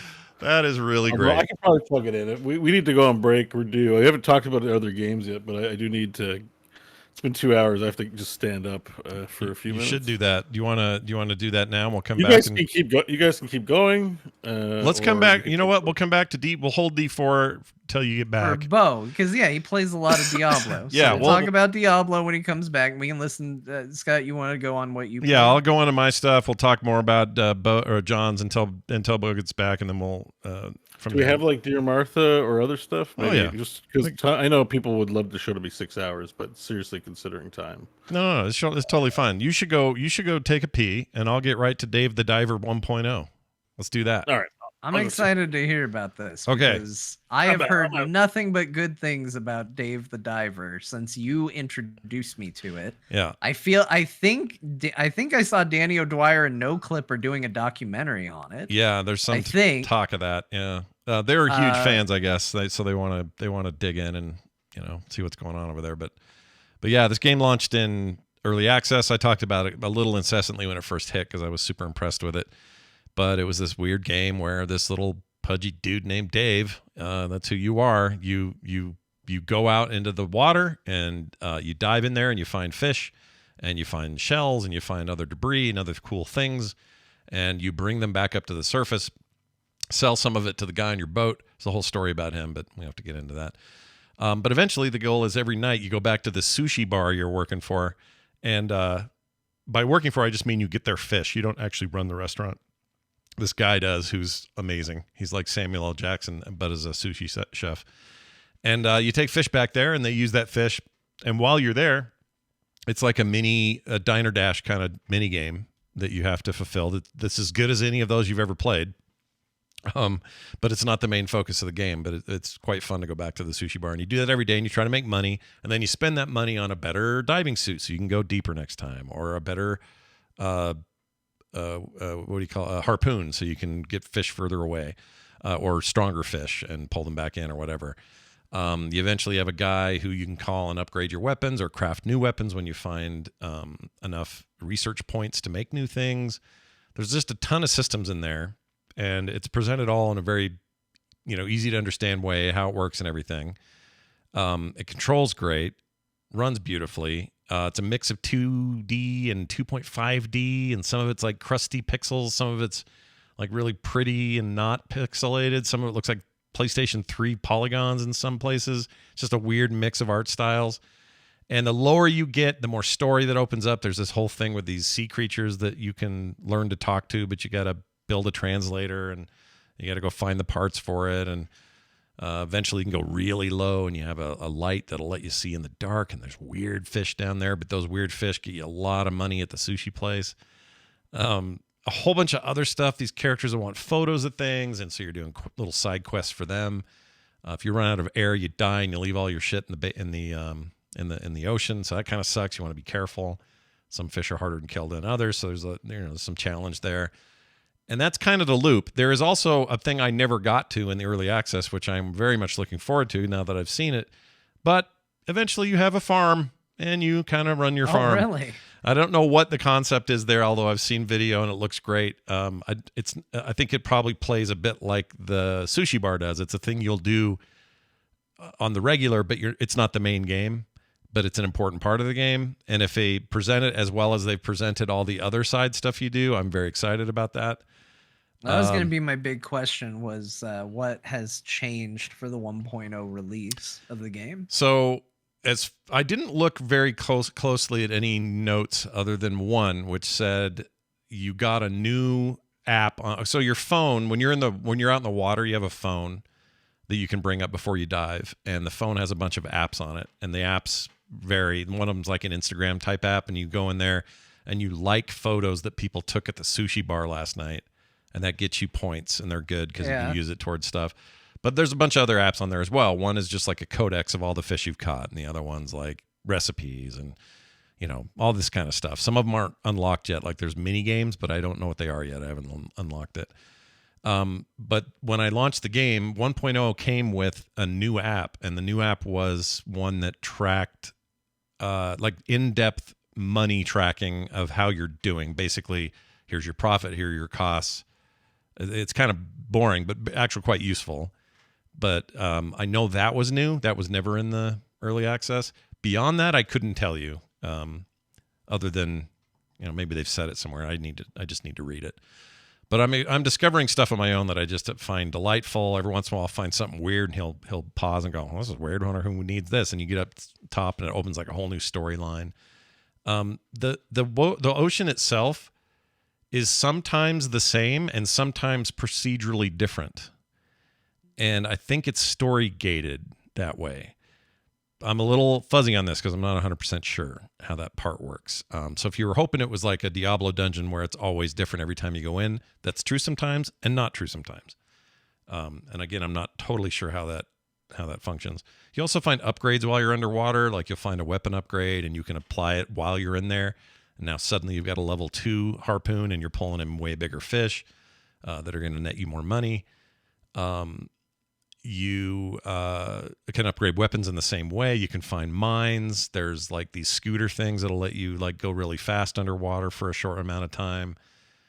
This flashlight ability to let you go through these caves with this weird algae that you have to get out of the way, and it reacts to the light. So that's why you need the light to get through these caves, and just a lot of exploration and like feeling the place out. And I just love it. It's just great. And I was waiting. I haven't played it since, I don't know, 2-3 updates ago, because I was like, well, this is going to be 1.0 this year. I'm just going to, I've seen what I need to see. I know I'm going to play the hell out of it. I'll just wait for launch. It's on sale right now because they're doing a big summer sale, and this is one of them. It's like $15. Totally worth it. Overwhelmingly positive reviews. Our mutual friend Bill Duran can't stop playing it. He's completely obsessed with it. He loves these kind of games. He and I were just commiserating about it, but it's really good. And if you have a Steam Deck, it's incredibly good on that device, and a complete time waster at home, like in bed. Oh my gosh. I went to bed way too late last night playing this. It's awesome. Just a great little indie title that nobody really saw coming. It's got a goofy premise that works. And I'm actually intrigued by, speaking of story, I'm actually intrigued how the story's going to go, because I've already discovered basically Atlanteans, and they got a whole story about why they're down there, and now you got to do shit for them. And I actually just recently got the translator so I could understand what they were saying, and they can understand me. And so there's a whole thing there opening up. And see, this is what I need to figure out, is what is it that makes you care in this world? Yeah.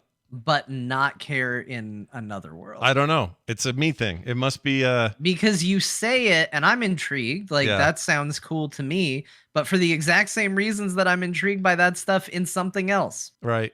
I think part of it is this is a game that is maybe this is why. Maybe it's my arcade upbringing, but there's a lot of implied where gameplay is first, right? Everything in this is about gameplay. Not that Final Fantasy isn't full of gameplay, of course it is. But this is all about a ton of different mechanics working together for a great loop, you know? And there's a lot to it. But it's just around it you get the world building without having to be so verbose about it. It's just sort of like a lot of it's implied.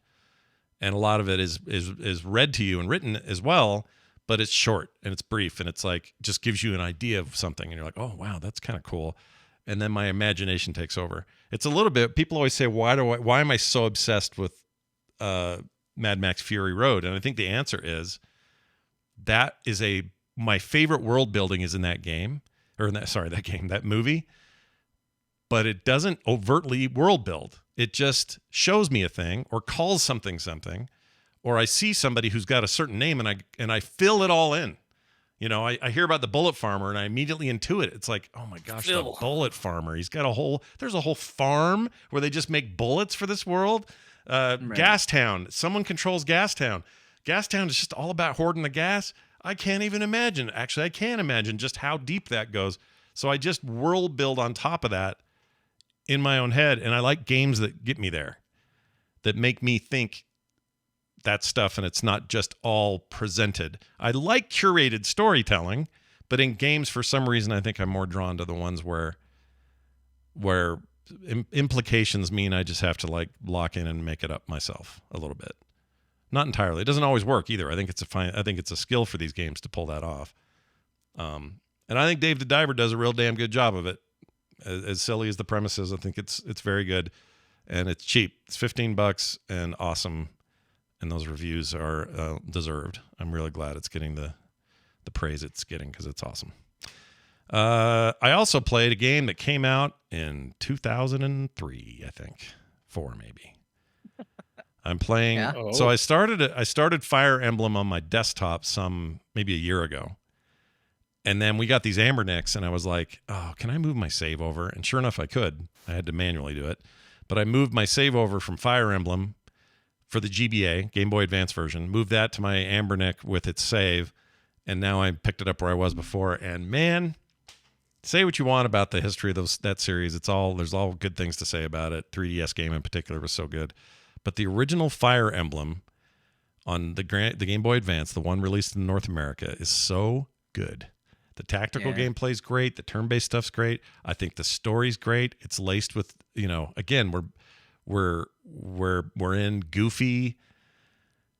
I'm just going to call it this. I know it's going to sound weird every time I say it now because we're all been talking about it. It's in goofy anime town a little bit, okay? Like the tropes I'm talking about are thick and rich on this game, but it's done in these like short bursts, and it's over the top and ridiculous.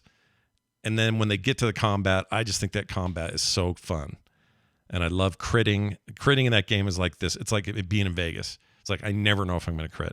And I'll do my best to try to crit. It's like, well, my horseman's got a sword that's good against these spearmen. So when he strikes, I've got a better chance of a crit. And when he crits, he'll double hit him. And then he almost died doing it, which means something in that game. Because if they die, they're dead. Yeah. The game goes on. You don't have that character anymore. Unless you play, I guess the newer games have an easier mode where you don't lose people. But Fire Emblem is great. Wounded and retreat. Yeah, I just love that game. So I'm playing that again, and that's been keeping me up too.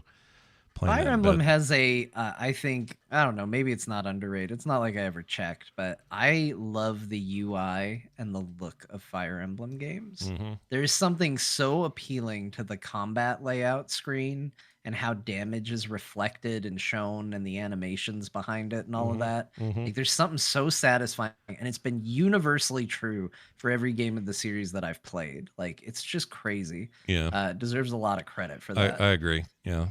There's I don't even know if we end up with things like what was the one they just put the remake out of? The war game. I can't think of it. Advance Wars. I don't even know if Advance Wars exists without this. Like, this feels like the beginning of those tactical RPGs. in a lot of ways. I think this even the old ones, the NES ones, predated Tactics or Final Fantasy Tactics, all that other stuff too. So it just feels innovative in that way. And this particular one, GBA graphics hold the hell up for me. I love the look of GBA games. And yeah, you're not wrong. Like, it's not even a UI thing. Maybe it is, but it's just a tight, intuitive, for all the complexity that the game is, it's just tight and intuitive. You just always kind of know what the frick you're doing, and it feels great. And if you screw up, it's kind of like, oh shit. I guess that's the way it goes. Like, it's basically hardcore mode all the time. And these characters, they have a way, even with their just simple goofball dialogue, they have a way of making me not want to lose any of them. And so when Kent dies, even though Kent is an idiot, I'm still going to feel bad. Right? Oh man, I get flashbacks to how hard I had to fight to save Donald. Yeah, Donald. And this stupid pot on his head. Yeah. But I knew in my heart of hearts Donald would become a champion if I just nurtured him and let him grow. And sure enough, Donald became a beast. And there's a guy right now named Dorcas in my playthrough. I think he's in everyone's playthrough, obviously. But Dorcas is literally called Dorcas, and he acts like a Dorcas. And they knew what they were doing with Dorcas. But I really want to keep him around. He's like a big, lovable thug who doesn't really understand anything, but he wants to fight for you. And I don't know. I really like it. So I'm playing that. Fire Emblem. I don't even know if you can buy it anymore, but I own this on a cartridge, therefore I feel fine playing it on my Amberneck. That's it for me. Let's go back to Diablo 4 real quick. So, Bo, Yeah. Hi. Let's talk about that game. You've continued to dominate the genre of action RPGs this week. Well, it's more casual. I've been playing the Rogue still. I'm at level in the 60s at this point. Still hardcore? Hardcore on my Rogue. And really what I'm doing is, like, there's still side dungeons I haven't done.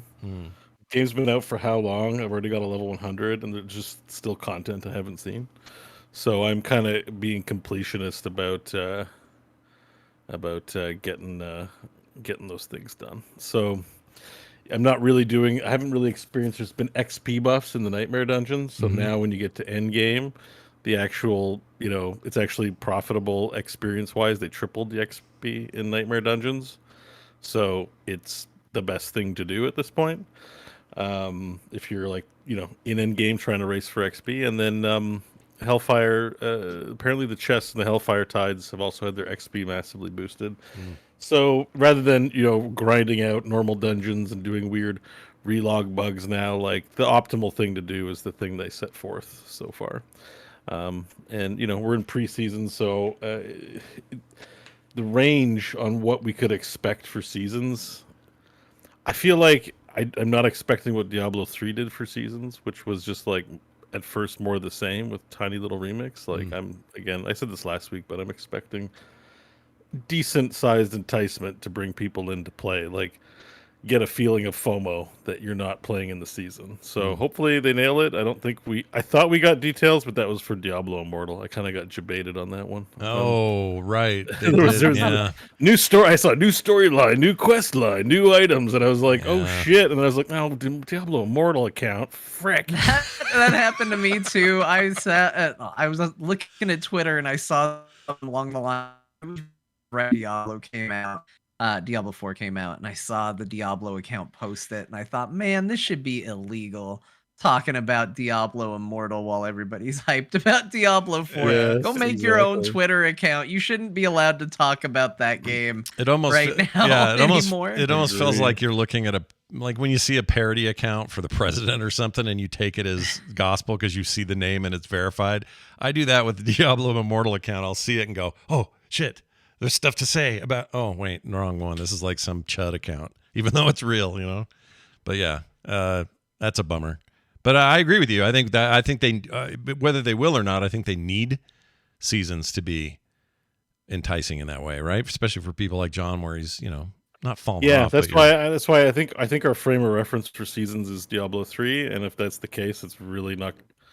The people that are gonna play hardcore, they're like I don't mean hardcore the mode. I just mean the people who are going to play no matter what and no life it like I am are going to do that regardless. So Yeah. it's not like they need to really entice us. Right. They can like put new legendaries in. I think that's the best thing they can do, or new end game content, like new activities, new quests, like something novelty. But I think for like someone who's like, oh my god, I gotta make a new character, like if that's their objection, like you need to give them something special to do, and every time to bring them. Just like Fortnite's like, we got some Star Wars in our Fortnite. People go, shit, I thought I wasn't playing.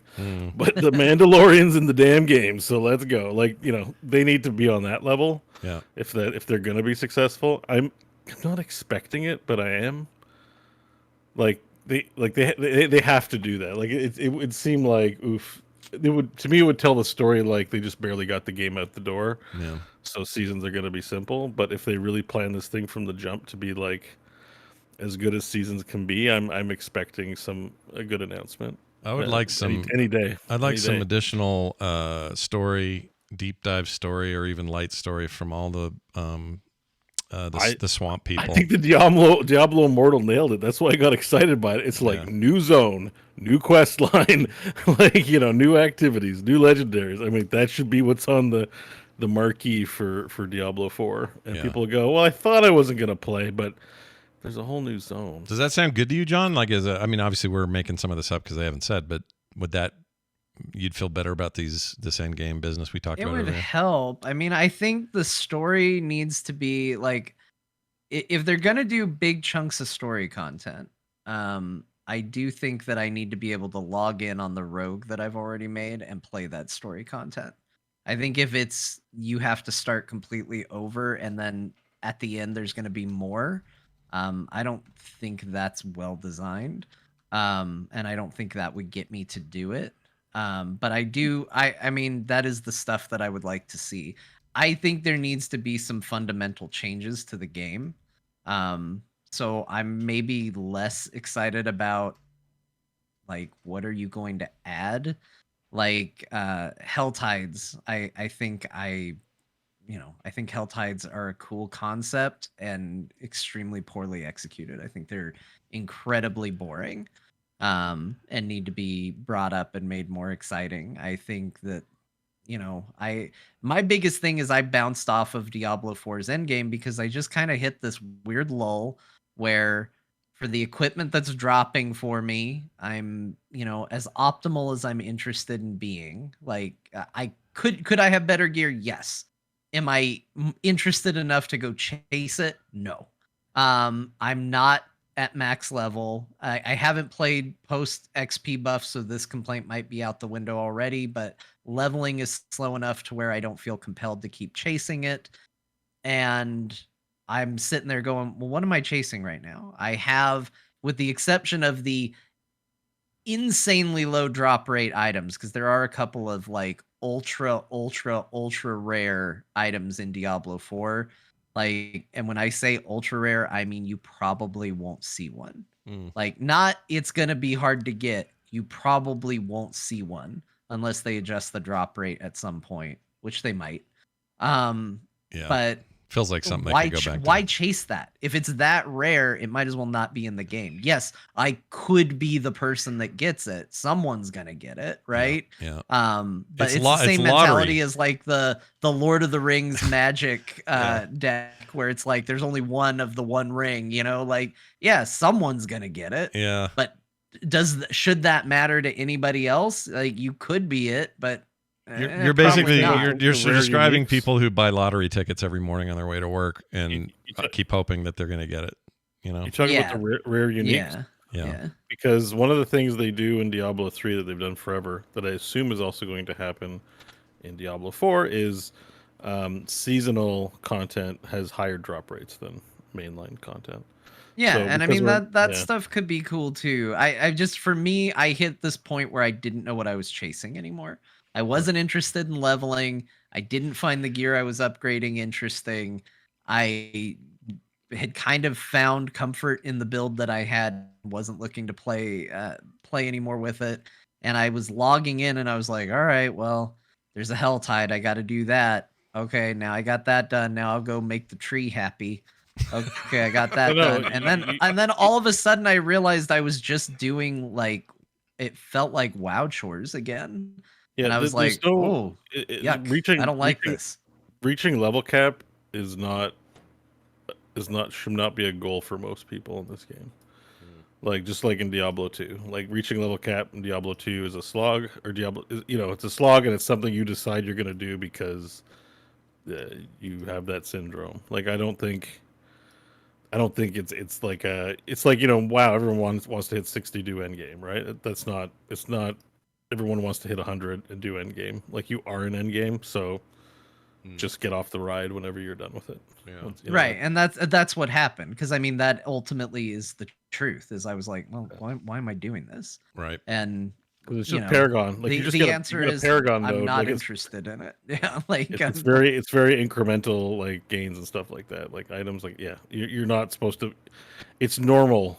I think maybe people, because other games you're used to hitting max level, and that's part of the expectation package. Like it's not about max level Yeah. though. Like that is one objective that you can put on a map and say I want to hit. Like that's something to do. Yeah. Um, my answer is like, yeah, okay. I realized what you're saying is true, that that's Yeah. not something that you should have on that list. And so when I took it off the list, that was one more thing on a very short list that's now not on the list, making me want to play. Right. And so that's another area where I'm like, you know what? I think Diablo 3 did this way better. I think having, giving people that level cap and then having Paragon points as a separate thing was probably a smarter idea. Even if ultimately not the best implementation, or, you can get into the weeds about it, that felt like a chaseable thing, where this, I'm just like, should I chase this? I don't know. And then at the end of the day, I was like, well, the answer is no, because I'm not having fun doing it. Yeah, for me, I changed up my rogue build to go for Barrage build, which has been more fun than the Twisting Blades business for me. And like for goals, like I said, I'm just like completing the renown checklist, and like it's been fun enough for me to do that. Once that's done, I don't know. There's a few achievements on there. I'm maybe interested. Like I'm looking at the achievement list and just being like, I'm gonna go for this or go for that. But I think I could see myself also hitting, depending on what seasons look like, going like, okay, well, I'm gonna take a break from this until there's more content. So, Well, I'm not there yet. as far as where I'm at, I it's funny. I kind of bounced off of the main for the same reason, John. Like I was like, all right, what do I really want to do right now? Do I want to just keep working this Necro until 100, or do I want to try something else? And I decided to try something else. So I have been a little bit back and forth, but I have been working on the Sorcerer for a bit, and I think 28 or 30 or something with a Sorcerer, and he's doing not story, just doing quests and all that, and I'm really enjoying it. But I think it's because it's new character, new build, new talents, new. It just feels new. And who knows? I may hit a wall with that too and go, well, all right, now let's try the. But you made a really good point earlier about I should save that energy for season 1, where I'm expected to start a new character from zero. Yeah, that's also what I'm doing, because part of paying for the like expensive edition so I could play early is you get a lot of stuff when season 1 comes around, or you get, I think it's like the accelerated battle pass. So in theory, I'm going to play again around that time, because I already have access to it, and I am curious, what the seasons are going to be like. And that's where I want to use up my desire to try out a different class, is when I have to, or at least have to be starting over again. Right. Well, Diablo, still a gigantic thing.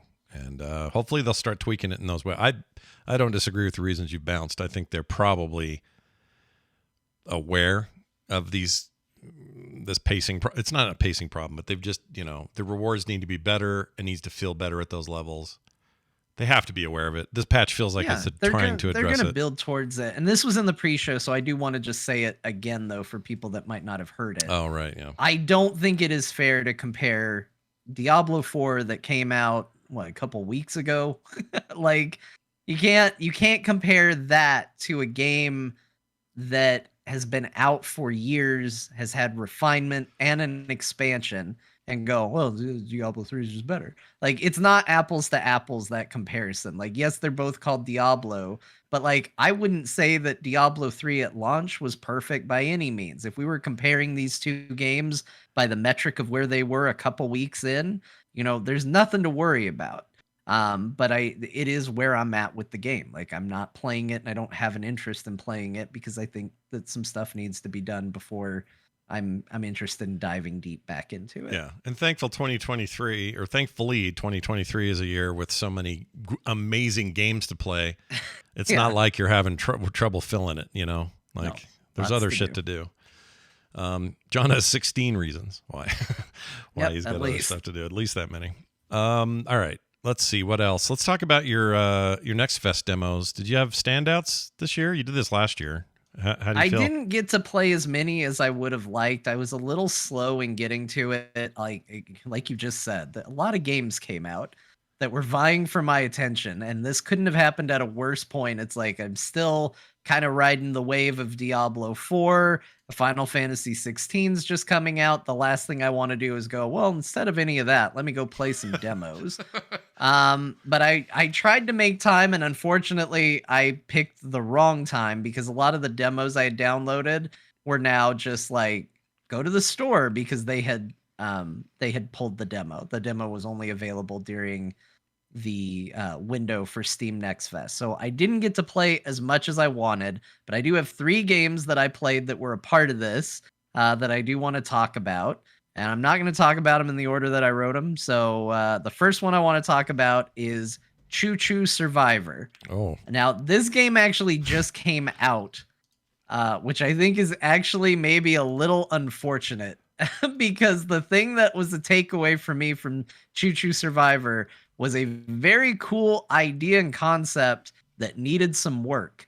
I don't think they put that work in the couple days since I played the demo to its release. It's basically a survivors-like game where you are a train.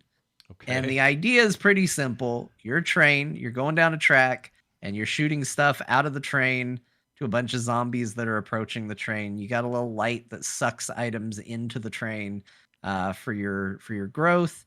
I think it is an insanely cool concept. I did not have really any fun at all playing this video game. It was not, I didn't really get it. And I was like, okay, it kind of feels like you took the concept of a survivors-like game, and instead of feeling better, it just sort of feels worse. And I didn't like it very much. Okay. But I still love the concept, and I hope they either refine this into something like really cool. I was gonna say I hope it, really modifies before it came out. It came out though. I don't think they did. So I either hope somebody runs with this concept and makes something crazy cool with it, or that they kind of morph this into something crazy cool. I just think it needs a little work. Yeah. I wasn't a huge fan of it. The graphics are not working for me. It looks a little ugly in my opinion, but it is ugly. It's somehow uglier than Vampire Survivors. I don't know how they pulled that off. All right, so there's one, Choo Choo Survivor. Check it, but maybe not quite ready for prime time. Yeah, I didn't love it, but it's getting positive reviews on Steam, so you might find something to enjoy with it. I also played a fun dueling game called Unguard. And this game is, and this is gonna sound like such a diss, it's really not. To me, and I don't know if it's even coming to Game Pass, but if you're listening, Phil, get on it. This game is maybe the quintessential Game Pass game. I had a really great time with it. It was super fun. I don't know if I would spend money on this game. So basically it's a dueling game. You run around. It's a third-person action style game, all based around like dueling and having interesting little duels with opponents. And it's got this little combat system of, are you going to attack? Are you going to dodge? Are you going to riposte? Are you going to, use the environment in some creative way to help you duel? And it's like the controls on this are tight. It actually plays really, really well. um, for a game that looks a little low budget. It looks a little B tier graphically. It looks kind of like a remastered PlayStation game. Mm-hmm. But it's fun and it's solid. I don't know what they're going to ultimately charge for this game. Again, I don't know if it's going to be on Game Pass. I didn't get anything from it that said like, oh, I'm going to go throw down $60 on this. But I had a really good time with what I played on it. It was fun and lighthearted and well voiced. And I think the biggest thing for me was it controls really well. And that to me is one of the hardest things for video games to get right.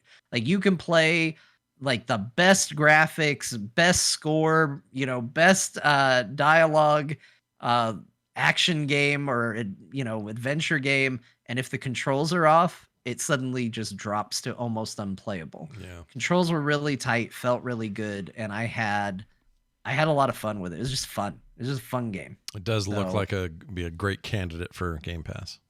Just looking at it. I wish listed it. I thought it looked good. I am curious what it's going to cost because, it's that same thing. I love Vampire Survivors. I sunk a lot of time into it, but you'd be like, why am I paying $60 for this if that's what that game costs? So, it's not meant to be a diss on it, but it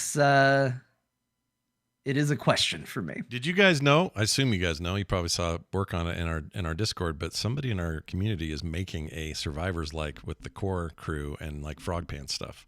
I don't know if you saw it. Yeah. That's Spaghetti Syntax. Yeah, that's who it is. That's wild. He's making like progress on it. Buddy, there's somebody. So the guy who made the Lake Run box, this Lake Run N64 box, right, for fun. He's making our models. He worked in Blender.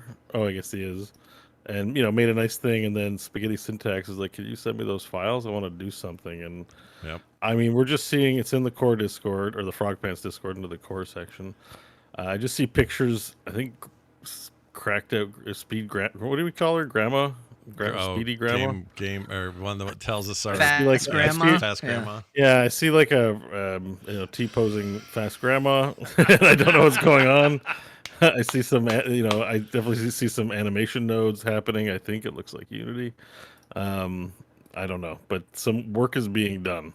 Yeah, and I'm excited about that. And so it's definitely taking more than a weekend, but that's just because we're a quality show. Yeah, we don't. Yeah, that's us. Yeah, we expect higher standards here. But very interesting. I'm really happy to see the community sort of, take up the development bugs. The one problem I have with all these awesome games coming out, Baldur's Gate, Final Fantasy, Diablo, got no time. Starfield, is I do want to do some game dev, but I have limited free time and I'm playing games now. Yeah. So Super Lake Run, which I still get asked about a lot, I want to do it. It's gonna at some point I'll pick up that torch, but now is not a good time. Yeah. And well, but so I'm glad others are doing cool shit in the community because I will let people know. Well, we're gonna make big noise when that's playable. So watch for that coming up soon. All right, John, tell me about Station to Station. This one actually looks like one I would want. I saved this one because this was easily my favorite. I have long told you guys that I have a you weird... never go station to station. I have a weird fascination with model trains, and I don't know why. And every time I ever say that to someone, people go, "What, really?" And then I say there's just something cozy about the idea of a little train going through a little village that you put together, and you got a wintry village, and you got like a western town and all of that. And Patrick Swayze was into model trains too. People all of a sudden come around, they start thinking about it. This game kind of scratches that itch. So I don't know if there's going to be like a sandbox version of this game. The game as it's presented here is a bit of a puzzle game. And the idea is that they give you a map and they give you some buildings that you need to connect via railway for delivery. And those buildings feed into other buildings and you slowly build a little train network. And it's not necessarily about succeeding. It's about succeeding efficiently. I want to interrupt you for a quick sec because I went straight to the trailer. Does it have this exposed look when you play the game, or is that just in the trailer? Like, it kind of looks like it's taken with a camera. You're talking like the tilt shift effect, right? Like looking like it's tilt little shift and the miniatures. shading. Yeah, it's like exposed. Like it's like the letting too much light in. There's like a glow to things and stuff. It looks. I guess there's a little bit of it. So it's the it's also quality. It doesn't it look also- video gamey, even though it's very much a video game. Yeah. it also ties into the game mechanics a little bit. So everything is really washed out when you look at the board initially. So it'll be something like, they'll say, okay, here's a granary. It produces grain. Here's a farm. It needs grain. So you put your stations down, you connect a track between them. It all costs money to do. But then by facilitating that, you get money back. So the idea is, you spend as little to make as much. And once you fill a connection and you've got your buildings meeting their needs and hooked up to the hub, the map fills in with color in a radius around the areas that are now connected. So the game goes from very washed out and colorless to very colorful and vibrant as you complete the map sections, which also helps guide you visually, because once you complete that, it gives you, here's additional buildings now.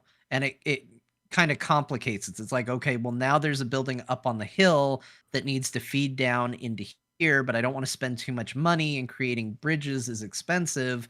Is it cheaper to wind down the hill, or is it cheaper to make a bridge? Or sometimes you get a modifier card that lets you do bridges cheaper. And do you burn that on this so you can just do bridges down the hill and then connect it? So there's a bit of a puzzle element to it and how to make it efficient, because each station has 4 connector points. So you can kind of build this big hub, this train hub, to kind of feed into certain areas, or you can make something very isolated just on its own if there's just one need being filled somewhere on the map.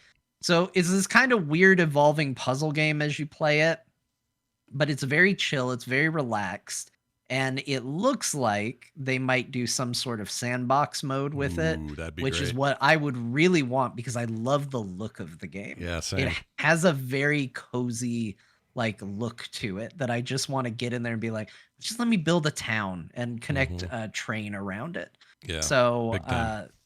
I want this for the same reason. I loved it. I love this game a lot. Also explains your son Alexander's excitement about trains. It's just built in you. It's in your DNA. It's DNA. He just got it from dad. Yeah, just This game looks sick. It looks cool, right? Yeah, I think it looks awesome. I'm really digging the aesthetic. The way you lay down track looks great. Super cool. This looks awesome. I'm glad you got to play these. That's fantastic. Yeah, it's easily my favorite. I did not. So I see people asking if I got to play Sea of Stars. I thought Scott played it because he shared a GIF of it. Yeah. So I didn't have full time, and I was like, well, I'm not going to play something that Scott played, but then he didn't talk about it. I totally spaced mentioning this. I played that demo. I've been looking forward to that game anyway. Scott played it and not John. I know, weird, right? It seems like a John game, but that game is already high on my list of anticipation. Just looking at it is so beautiful. Sea of Stars is crazy cool looking, but I did play the demo and I'm super impressed, and now I'm even more on the hook. I really is it more like Final Fantasy or more like Chrono Cross. Final Fantasy or not Chrono Trigger, sorry, or Secret of Mana. Chrono Trigger is what it is like. And they say they say this a lot. They're like, hey, this game's a lot like Chrono Trigger. You do see you always see creatures in the world. You don't do random battles, although you're going to still have them. It's turn based. It's the world is just insane to me. The pixel work is like next level in this thing. I mean, this seems like a Steam Deck no-brainer. Oh hell yeah! I'm playing this when it comes out. So as soon as that's ready, it just looks so rich in terms of it's pixel art. But what if they did the best pixel art ever of all time? Yeah, it's great. It actually does genuinely look like a fantastic full effort one of these. You tell me it's indie and I believe you, but it doesn't look indie at all. No, it looks legit. And the other thing is, I didn't go into this demo thinking I wanted to go in and play whatever the demo had to provide. Instead, I got kind of far into the demo and went, I don't want to see any more of this. I want to I just want to keep going, and it's not going to let me because this is just a demo. So I'm quitting now and picking this up day one. And it says here in the trailer that there's a guest composer of the music is the guy who composed music for Chrono Trigger, Chrono Cross. Yep, that was part of their Kickstarter rewards, as they got enough to Wow. hire Oh, that wow, guy. that's awesome. Yasunori Mitsuda. Mm-hmm. Yeah. So That's yeah, great. like this seems like a legit, like, because sometimes you look at these pixel art ones, you're like, oh, it looks good, like it looks like they put effort in, but I'm gonna pass, you know. Yeah. This looks like I even have this wish list that I forgot I wish listed it. They- no reviews yet. I think it's just a demo. Just a Okay, this is demo, part yeah. of that thing. I Yeah. don't even think we have a date. Looks sick. Oh my god. I know they're aiming for this year, but I don't think they've given us a specific date yet. But even the overworld shit looks better than any of these games. I mean, I can't judge story yet, but the gameplay is great. Until you get it in your hands. But. Yeah, and the demo showcases the turn-based combat real well, so you get a really good feeling for how items work, how abilities work, how team dynamics work. And these guys' other game is The Messenger, which is the Ninja Gate, the updated Ninja Gaiden. That was also very good. Interesting. That's cool. That game was Yeah, great. I mean, so we've talked a lot about recently about Chrono Trigger remasters, and I'm gonna be honest with you, this is kind of what I would like a Chrono Trigger remaster to look like. In this style, yeah. Yeah. Yeah. I know a lot of people throw out Octopath Traveler. I hear you. But to me, like, Chrono Trigger like looks the way Chrono Trigger does. I don't want a perspective shift. Yeah. I just want prettier art that fits. You know, Oh. like, because Chrono Trigger was mind-blowing at the time on Super NES. Like, you looked at Right. it and you went, how do sprites look this good? This is insane. Yeah. And I feel like that's all you should really be saying about a remaster of it, is you should be saying the same thing, but with a modern sensibility. Just really pop with color and animation and effects and stuff, but still just nail that pixel. I agree with you on that. By the way, you mentioned Octopath. Octopath 2 is on sale for like one of the first times. And I was really tempted when you were playing it to grab it. But I'm like, I don't want to spend $59. Got too many other games to play. Went on sale, and it was some kind of bundle. It's on there now. And I got basically that game, some other Square game for $41. Wow. So I grabbed it today. pretty I don't know good. when I'm Yeah. playing it, but I grabbed it. So there's that. You reminded me of that. Yeah, that's one to keep your eye on, folks. Sea of Stars. Don't sleep on that one. Frog wrestling update. Let's have it. How did it go last night? I wasn't able to come again because Wednesdays suck for me. I know. I picked the worst day for you. Yeah, it's not- It didn't go great for you and Bo. yeah. I'll Oh tell you no! that. Shit! What? You guys are no longer the tag team champions. Bullshit. Yeah. Lost the title. What? It was Kyle and Garrett? Yep, to Kyle and Garrett. Oh, those Didn't puds. Kyle lose every match? Did Kyle lose every match? I don't think so. I love you, Kyle Kyle, for but a long you have a bad time record. had the lowest win rate. Yeah, Kyle was at like a 19% win rate. I for a regret time. ever asking for Kyle buffs now that I lost to Graham. And now that you lost, and Bo, I got bad news. It was you. Scott was busy outside of the ring, and Garrett got you inside the there's- ring. I think I need bug fixes. Can you there's definitely there's definitely always something weird I'm doing, even though I'm pretty strong. You're not wrong. So you are based. Your moveset is based on a wrestler called Cactus Jack, who people might know as Yeah. Mankind or Mick Yeah. Foley, who's already he's a weird guy. Definitely, you do the things that he's known for. People do get a little confused when you decide to arbitrarily sit down in the middle of the ring and rock back and forth a bit. But yeah, Kyle and Garrett. I mean, Kyle's cleaning up. He took my title last week. He took your guys' title this week. We had some mild controversy as we had a count out victory in one of the big matches, which is never satisfying. And it was voted by the audience to restart the match. I love your guys' entrance so much. It's Bo so is good. so funny. Yeah, you're so Bo is stoic. so funny in this entrance. Yeah, it's so good. I love it. I love that you have my DM cape there. It's so out of place, but so in place because of it's me. Right? Yeah. But, It's but it's perfect. why would a wrestler dressed like that also do the wizard cloak? Oh, I got glasses when I come in too. Where's my headset? That's weird. You put the headset on to fight. Yeah, that's your fighting clothes. Yeah, I didn't know. For some reason, a detail escaped me. Yeah. Oh my god! You fighting your wrestling. I've never seen my face without a VR headset on. Yeah. So it went. Yeah, so it went poorly. It's there. It's just not seen. Very Did well. we have any updates in the women's league? Anything happen there?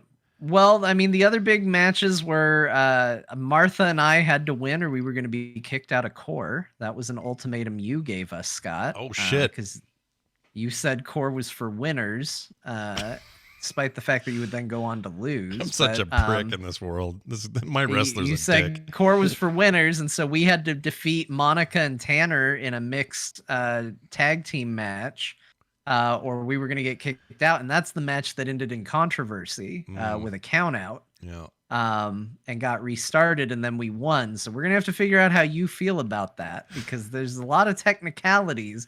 You're also not happy about Bo. This may result in Scott quitting core. I don't know. Oh man, we're gonna have to see what happens, because Scott is definitely tired of being drugged down by all these losers he's hanging around with. Yeah, we got to keep the family tight. We're like the Fast and Furious family. We got to repair those bridges, man. Yeah, it's falling apart right now. We're gonna have to see what happens next week. But Carter and Kristen fought. Yeah, Scott's the Vin Diesel of frog pants. Yeah, I don't know about that, but I am getting. Maybe I'm who's the Hobbs and Shaw? Whoever that is, they're the ruining the family. Those guys, they're effing it up. So we gotta. That's Garrett and Kyle would probably be Hobbs. They're the Hobbs in and that Shaw case, because they're definitely breaking up the family. Kyle causing issues to start, and then Kyle and Garrett now both causing issues. Kyle just shoved Bo, who was not in the match yet. He's been out on the side. He just kicked his ass. He knows that Bo will sucker punch him. Bo sucker punches people all the time. There is a smart move by Kyle, because he knows that Bo will sucker punch him. Damn. All right. This is a meaty match. I'm sad I missed the live one. Dang it. AI is almost fully sentient at this point. It's learning. I will say I said last week I toyed with the AI settings. Much more satisfying matches this week. The messing with the AI was a smart move. I think the matches were all better this week for that reason. So I like seeing where it's going. It doesn't ever go the way I expected. I will say this, though. I frequently will run matches before the event just to make sure there's nothing weird or I didn't miss anything. And for the mixed gender tag match that we did, I am so sad that the actual match did not end the way it did when I tested it. Yeah. Because when I tested it, the way it ended was Martha was in the ring. She bumped into the ropes and knocked Tanner on the floor. She climbed up onto the top rope to do a move to Martha.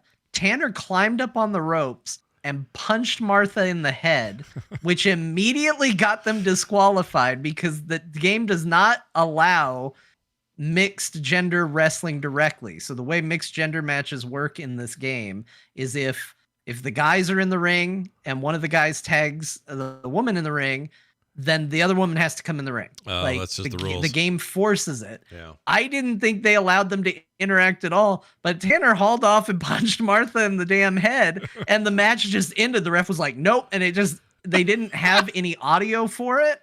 There was nothing for the commentators to say. It was just match over.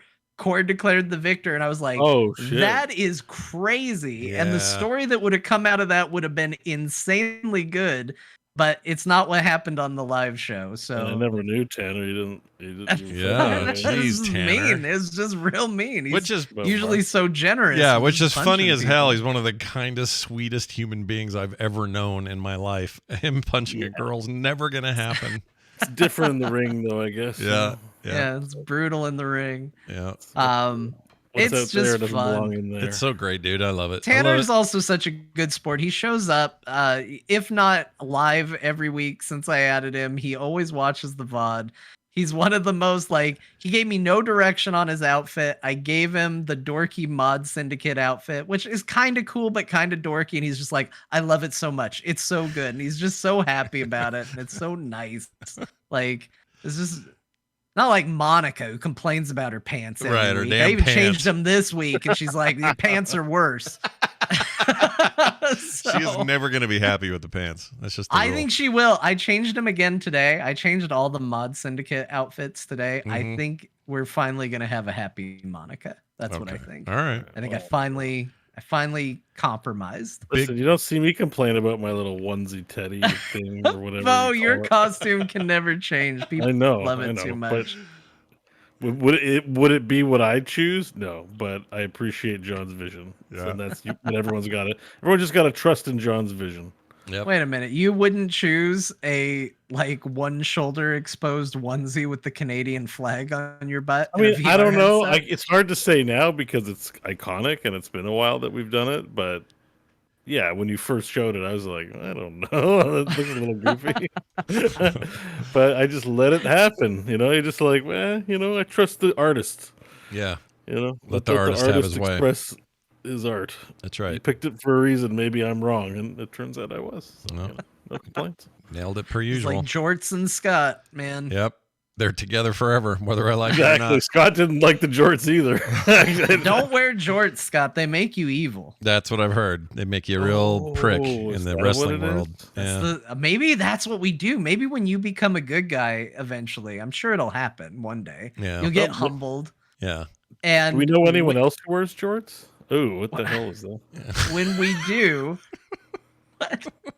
Bo, you I don't run- know. It looked like I was sniffing Garrett's taint. Yeah. oh, I don't know. I didn't see that. The things- replay's a little delayed, but they were showing the replay moves, and the first one was some somersault thing, and I had my face stuck in his taint going. Yeah. Get Like, the I big don't whip. have my webcam on, but yeah. Yeah. No, you don't say. Really, this blinking guy here is not you. I was trying to show you what I was doing. All right, hang on. Let me see. I The saw battery- it. I saw we'll it. do a Yeah, battery you check. ran and kneed him in the face, but it did kind of look like you just We shoved crotched your- him. Yeah. shoved your Just taint right jammed in there. jammed I see. your gonads right in his chump. No, I was sniffing his taint. Oh. Oh, okay. Oh, I was a missed different that. one.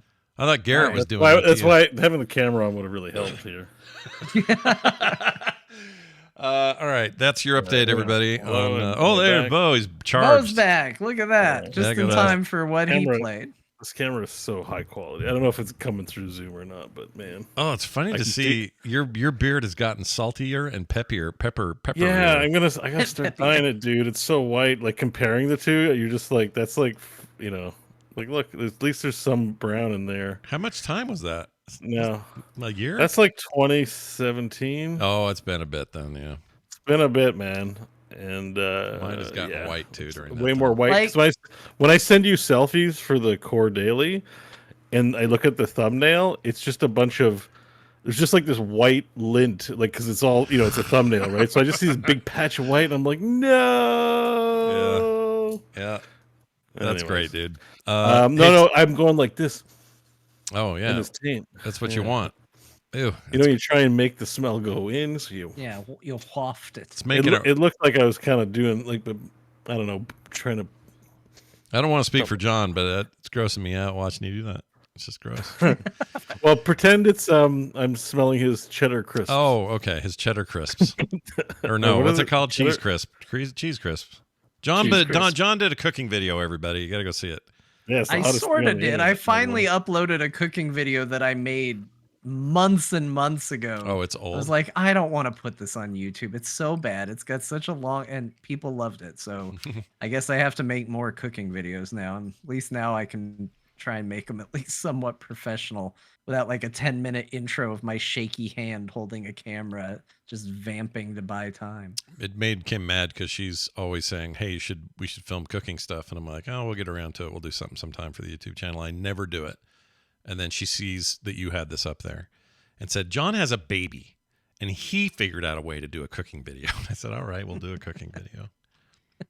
And it won't be me cooking; it'll be her cooking because I don't know what the frick I'm doing. I don't know how to cook. You kidding You me? should, because you always talk about Kim's food, and everybody who hears it now is like, well, I want to try it because Scott hypes it up, and Yeah. now you would give them the opportunity. Yeah, we just need to do it. What's the So thing you have? It's weird eggs. yeah, I make weird eggs. I could do that. Yeah. Dog I do Ritos. It's almost wanna talking. see They were like, that. "What's it called? Funny eggs? Weird eggs?" Yeah, it's Or- weird eggs. yeah. My kids call them weird eggs. And then the Dogrito is a fun one. I should make one of those on camera. They're not like complicated, but they're Doggerito. Speaking of cheese crisps, not far off from a Doggerito. No. Speaking of cheese crisps, and let's talk about cheese crisps in VR. Bo, how's Deep Rock Galactic VR mod? I finally got it working. So they published a major update to the mod, and because I couldn't ever play Deep Rock VR before. Yep. And they made an update, and it works on my system, and I got to Rockin' Stoon in VR, and I gotta tell you, it's it's fun. It's learning the controls took me a bit of time, and I have some links there if you want to show actual video from it. Yeah. The spiders, not too bad, not too triggering. Definitely way better than Skyrim. Oh yeah, I was going to ask about those spiders. It's not, when they're quiet. Oh, by the way, those numbers flying by, they're awesome. They look so good. It's just the way those little numbers shoot by. So there's a whole bunch of new shit. Apparently, you can hack things. So I'm connecting up matrix wires in order to make a machine get hacked. But this is in VR. I'm in the dungeon. It's dark as hell. I'm trying to hook up these matrix lines to get that machine going. It's a good experience. I mean, there's still polish needed on a few things, but overall, I feel the aim's very generous, so it's not hard to hit things. I'm playing my higher level character too, so I'm kind of maxed out in a lot of stuff. Yeah. It would be fun to multiplayer in VR. This game, like it actually, we know Deep Rock Galactic's a fun game, right? Just random shit happen. Awesome. Yeah. And this is on like the lowest settings. So there's barely any enemies. Those wind tunnels like blow you like crazy and reduce your vision actually a lot. Like it's big time fun. This is a big recommend. Really? Given that Deep Rock Galactic's good in VR, it's just as good. So this is a mod, this isn't supported officially. It's just they support mods. It's a mod, but the devs are aware of it and help its existence. Oh, okay, so cool. Like, they seem like the kind of guys that would do that. That's great to hear. Yeah, it's actually not too. Out of all the stuff I've had to install, this is one of the easier ones now. Not everything works the best. I find the menus back at base, like I find them a little hard to use right now. I don't know what's going on with that. But apart from that, it works. If you're in flat screen, you go in, you make sure you got the items you need and stuff like that. You can go and play some VR. It's the Molly's so big, like Molly's there, and you're like, yeah, okay, it's there. You don't really think of Molly as big, but that's the little robot where you dump the things in. Storage robot. But like it's actually really huge. In the game, you're like, holy shit! Like giant robots chasing you everywhere. Digging in the walls and trying to get at stuff is just kind of the same kind of like quiet fun it can be on low difficulties. Sure. This is a great experience. I have to admit, it looks pretty smooth. Like I'm not. This doesn't look it's like a low poly game. I had zero. Like it was a great. I've had worse experience on dedicated VR games that are experimental or early access. This worked just fine. The only thing is like learning the buttons was kind of rough, and like I said, some of the menus in base. They weren't just showing up the graphics, just the UI elements, and I had a hard time navigating that stuff. So, but maybe once I figure out the proper buttons, the way to use them, then it would be easier. So maybe it's just trial and error. Are you still a scout? Are you the scout with the zip line? Yeah, that's the only class I ever really leveled. So yeah, so it's kind of cool with the zip gun like firing around. It's real trippy. I don't get motion sickness, so it's fun for me. Yeah, but all the different classes do different cool things. Like you play it and you're like, oh man, I want to play with some people. And I know I'm not trying to twist anyone's arm to get headsets or whatever, but it would be fun to have a 4-player headset. You know what we could do, John? We could lie to Bo and say we have headsets on and let's go, but really we're just playing because it's all the same net code. He wouldn't know we were actually not in VR. Yeah, actually, because I think one of the big things about the mod update is that it's compatible to play with players who are on VR and non-VR. It doesn't matter as much. Yeah. So I actually think we could all technically still play. So we could just fake it and say, "Oh, look at this world we're in." John, can you believe it? Whoa, Bo was right. Yeah, it's realer than real. I can see in 3 dimensions, man. It's gonna be irritating to be the John player and listen to us go like, "Whoa," and just like, "Okay, guys." like even the smallest things are kind of Jesus wept, right? Like, oh man, I'm look at me pickaxing right in front of my face. It's so awesome, Yeah, typical Jesus wept. It's all good though. I like it. Yeah, but so it's I can't wait to play this again. This is a big time recommend. Oh, I love awesome. this. All right. Well, speaking of mods and VR, how did the Crisis VR go? Because So that's a new one in the Flat to VR Discord community. I saw a new community, a new cluster of channels pop up, and one of them was Crisis mod, and I went, "Oh shit!" Crisis is a classic game, right? Yeah. Like I don't really like 2 and 3 are great, and Warhead's all right, but like Crisis 1 is like it's a moment in gaming. It's a whole vibe. There's something about it. It's Predator, right? Like the game starts like it obviously teases the alien stuff, but basically you're a super powered American warrior. You have sweet American technology. You're in North Korea. They don't have that technology, but they have the numbers. You're there to investigate some shit. So it plays like a really unfair military shooter, where you have all the advantages, Right.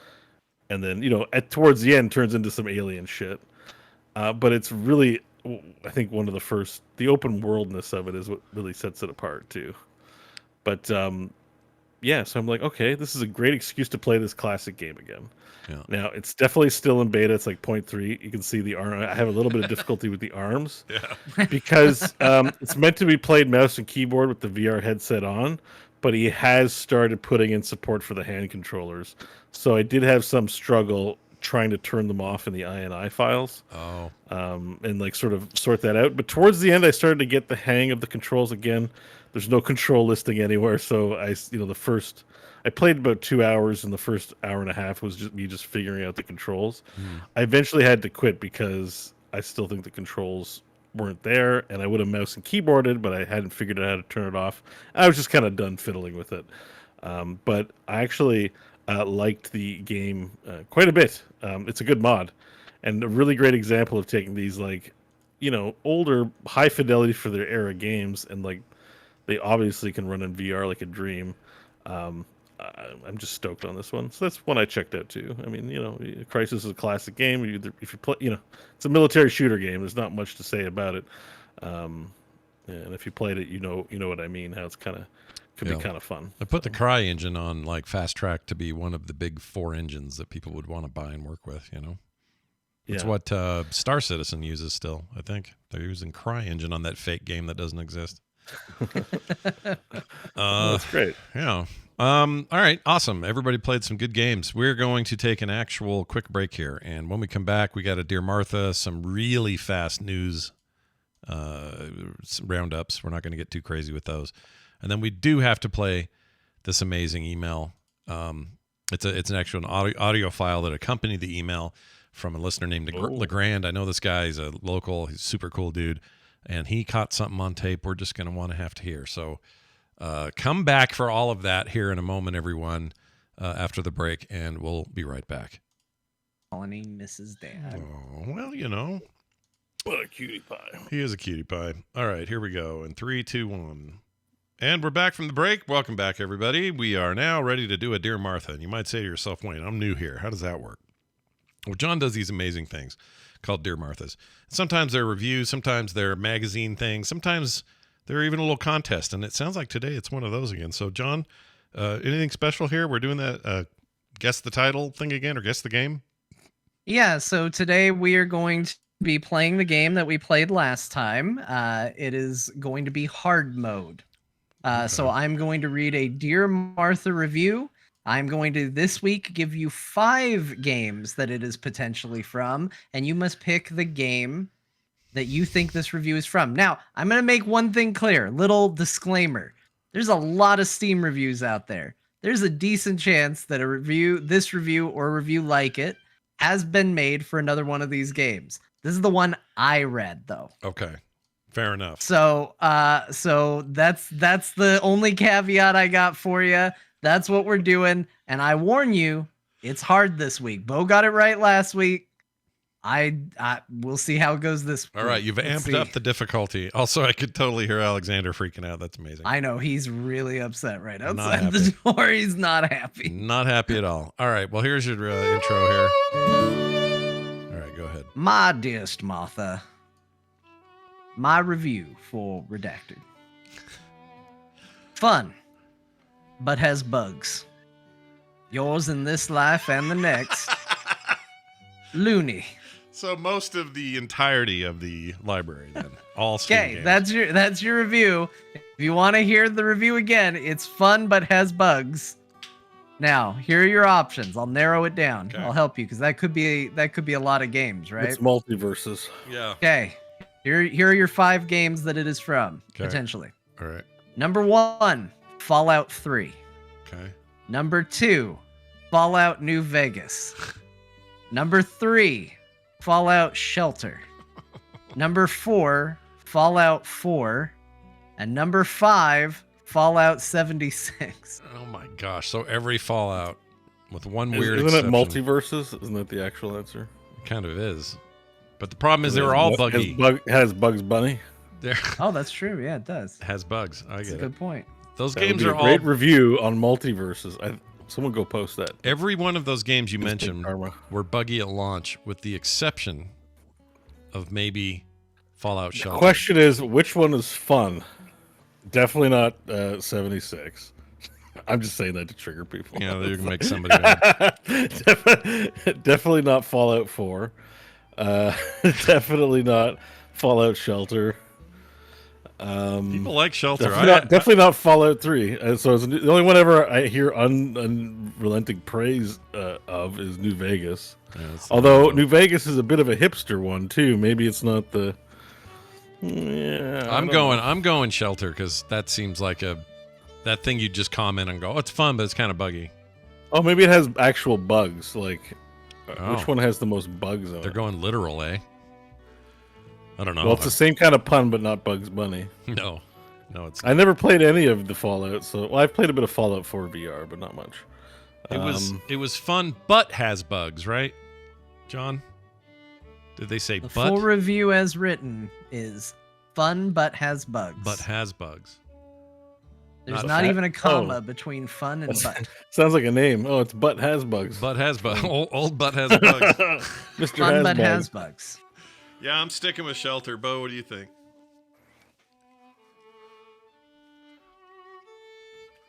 I'll go with New Vegas. Fallout New Vegas, but I think I'm wrong. Going with your heart. The correct answer this week for Dear Martha Mm-hmm. is Fallout 4. Ah, shit. So just a Fallout game. That's our sound we get, by the way. It's just a some frickin' real good Fallout. reverb on that. I love it. I should do this That's one. That's the loser one, yeah. Dang it. So that's all they said about 4. 4's a huge game. That's a very short review. Yep. How many? I didn't have a ton of time to do Dear Martha's this week, and I was like, oh, we'll do the game show again. I saw that review and I was like, boy, that review really applies to every Fallout game. And then I thought, well, I guess we have our competition. Yep, nailed it. I think it works just fine. All right, I still say it should be the review for Multiverses. yeah. I think it could be a review for every game we talked Every about. game ever talked about ever on the show. Although I'll say Final Fantasy XVI has not presented me with any bugs. I think the frame rate's a bit suspect, but when they claim performance when I'm really getting about 30 to 40. But that game's pretty No bug bugs. free. I've never That's had a good crash. point. I haven't seen anything weird. I haven't seen any weird T-posing. I haven't seen any weird animation lockups. Nope, nothing. I think that's That's a good point. It's been Squeenix is usually pretty good solid. about that, though. Rebirth, I don't remember seeing any, or remake either. yeah. I don't feel like they Yeah. have. I don't know. They tend not to launch with bugs, but then I don't know what's the one with the girl everyone hated last year, or this year, I guess. Forspoken, wasn't that a little buggy? Oh yeah, that was. But I don't think that was. I mean, That was there's a different team. Different I think, team, that yeah. was working on a. Yeah, Yeah, had a troubled development. Whenever they're called the business, what is it? Business Unit 3 or whatever. Creative Business Unit 3. Yeah. Yeah, they never seem to put out anything broken day one. I think that was Business supposed to be a unit. Final Fantasy originally. I think. Oh, really? Like a little spin-off, one-off thing? I think there was a pivot, if I remember what I read correctly, at some point. Well, there you go. Let's get to these stories. I'm going to tear through these, make them quick. Microsoft CEO Bobby Kotick, Microsoft CEO claims they hate exclusives and that Sony keeps that in play. But more importantly, the part of the story that I think is funny or interesting is that Bobby Kotick hates Game Pass. So there's that. No, that was the thing, is like everybody's writing the news story about the Microsoft CEO quote, and it is dumb It's a for dumb them to be thing. like, we don't want to do game exclusives. Sony makes us. Yeah. Which is so, I Yeah. understand where they're coming from, but it is so, you have to do some real mental gymnastics Yeah. to Oh yeah. believe that. Yeah. No kidding. Uh, Plus they. Disassociate from the actions of the company you represent. Because the you know? Plus this company that trial- Halo built is Like only the doing gas company's like, we don't like charging for gas, but what are you gonna do? You know, like, These hearings are the we most got it. ping pong back and forth stupidness. Like they'll say something really dumb, and then Sony will come in and say something really dumb, and then even better, the FTC will say something colossally stupid. The whole thing kind of sucks. what about the cloud? Yeah, Have you it's all guys bad. thought about the cloud? The Who cloud has is the future. Yeah, Who has exclusivity on the cloud? and it's very close. There's these moments where these people very stern or earnestly look like they know how to talk about gaming. They don't. It's like they've never played a game in their life. Anyway, kinda Now hope- I I don't- understand cartridges were a thing once. why it's, am I? It's so dumb. I It's kind so of bad. hope the government's just like, what are we doing to reduce toxicity between Xbox fans and PlayStation fans? Yeah. They're like, that's never gonna go away. And they're like, No. but you have a responsibility to reduce toxicity. Well, though." this They're like, this "Oh, hearing no." isn't helping very much. No, this I'll tell you that. If anything, they seem to be more publicly, cohesive, and now it just feels like war over there. It just feels like a mess. Yeah, well, I've seen because Twitter wants to offer. They think I'm interested in video games, right? So they offer me all these tweets from people who've have fantasizing so much of the facts in this, such and so said this because of this made up fantasy reason. It's just endless. Like I was scrolling through it and I'm like, you guys, nobody here knows what they're talking about. None of these all these blue check marks who know F all about the situation are like getting their, tweets basically promoted. Well, Twitter's And effed, it's dude. just fiction. Like it's awful. No, it's effed. Yeah. There was this great exchange between two blue checks the other day that I could not get over. I actually lost sleep over this. It was so stupid. And there was this guy who says, man, there seems like there's just big things happening one after another. There's first the Ukraine, the guy was going to go into Moscow and do a coup. And then right before that, we were all talking about the submarine and all that. It's crazy. And this other guy goes, I know, it's like, we're all waiting for a third thing or a fourth thing to happen. And somebody pipes in and goes, you guys are describing news. You're talking about news. And when I read that, I went, oh my gosh, that is all it is. It's news. And they're acting like they've never heard of that before. And it made me want to burn my phone in effigy. Yeah. No, like people, it's mostly people of low IQ that have the blue check mark. I'm sorry to say, man. If you have one, you need to get rid of it, dog. Cloud chasing you're weirdos. You're deriving no benefit from it because one of the things that kind of sucks sometimes when a lot of people pay attention to the things you post is that your stupid stuff gets a lot of attention. And sometimes anonymity is Yeah, but they think that's great. They think they're getting clout. They're like, look at me. I got 1,000 views or likes on this thing, even though it was the dumbest thing I've ever uttered in my life. It just promotes bad behavior. I freaking hate it. It's so bad. Anyway. I mean, what's nice at least is like the one saving grace has been the For You tab. Yeah. No, the following tab. Yeah, the following. For you actually nightmare. defaults to following consistently now. Yeah. Which means it's only the people I follow, and I like the people I follow. And yeah, if it weren't for that, I do like to like, occasionally. there's a saving grace there. Like I'm like, oh, and I close the app and I open it, it stays. Yeah. It doesn't go to the other one like it used to. I occasionally go in there just to mock somebody, but that's a me problem. Let's move on to this story. Scott's like, occasionally I become a troll. I become a troll. It's a good time. But speaking of trolls, back to the part of the story that's fun. Bobby Kotick. Yeah. Yeah, I hate that. Is it a surprise at all that he doesn't like Game Pass? I mean, something that most people are like, that's a pretty good deal. That he's like, I don't like it. Yeah, I don't like it. I don't think this is I don't good. like it. It's not I good don't for know why video he games. wouldn't like it. It's a money hose, isn't it? Like, Well, it is for Microsoft. I think that he thinks that. I think he thinks that it's not. Like, I don't know. He doesn't benefit from it. That's why he doesn't. Yeah, he Yeah, wouldn't his benefit big from thing it. is if this deal doesn't go through and Activision stays private, he does not like Activision games participating on it. Yeah. Yeah. Okay. He likes his own Game Pass, but not other Game Passes. Yeah, He doesn't believe in any Game Pass, is what he said. Yeah. He doesn't. It doesn't matter his or somebody else's. He doesn't believe that you should pay a subscription fee and get access to a bunch of videos. That's a big fat lie from a big fat liar, He though. probably has Game Pass.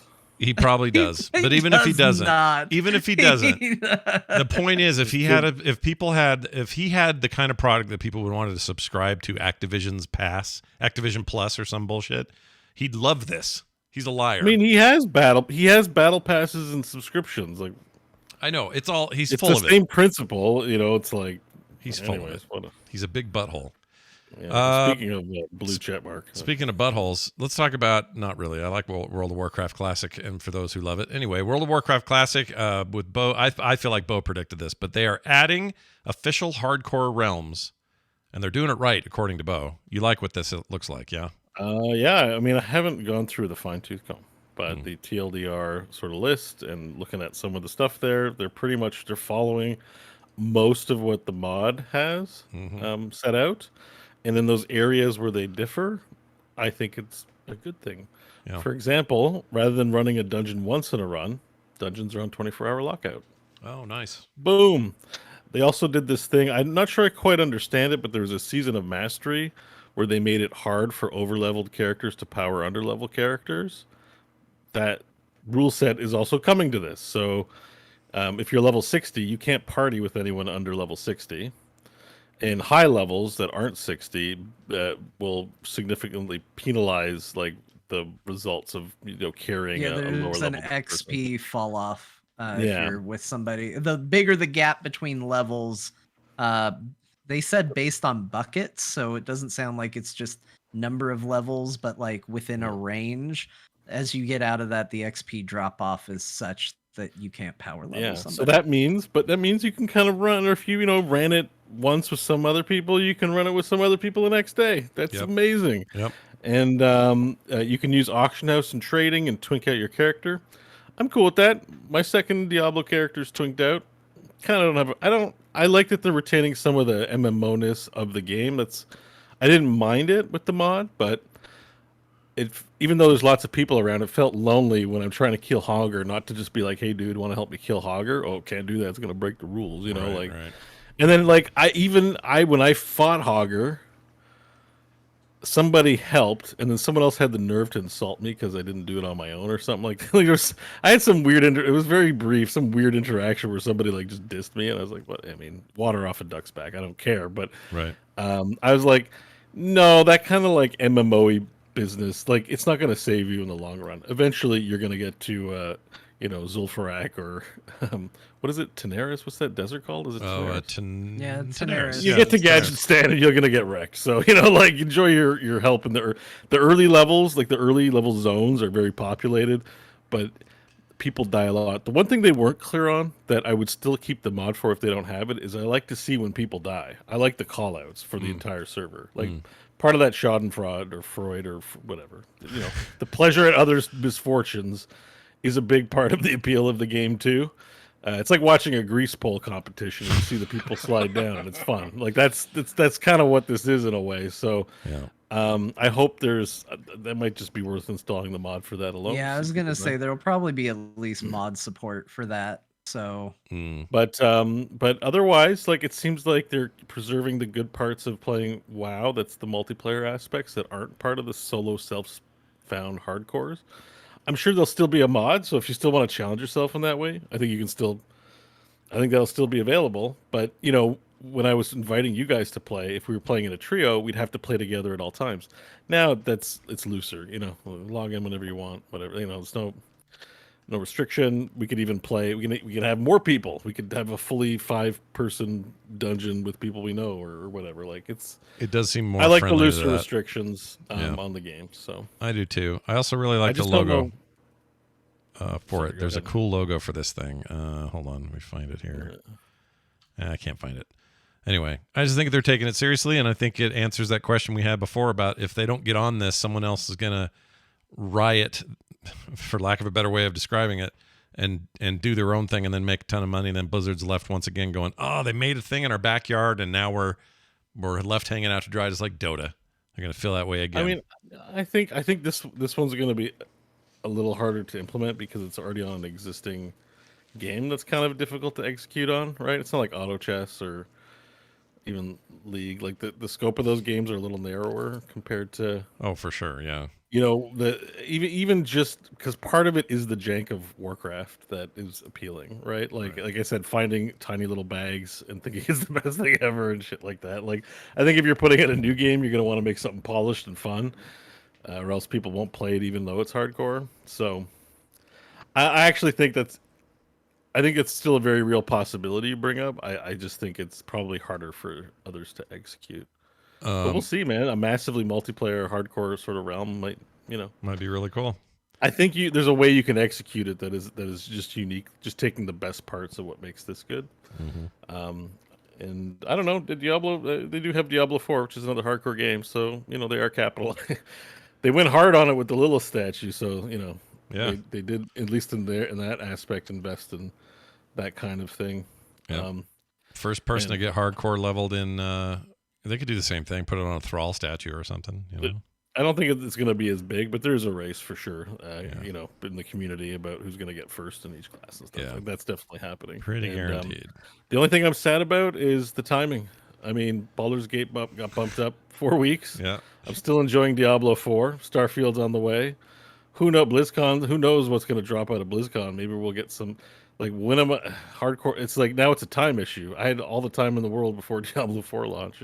Yeah. And now I'm like, I don't know, man. Like I still really want to do it. I really want to play with you guys. Yeah.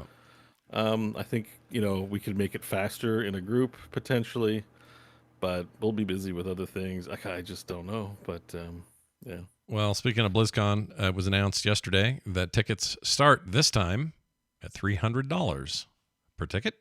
How much was 200 before? It was $320 in 2019. 2018 was less, and the last time they were in the 200s was 2017.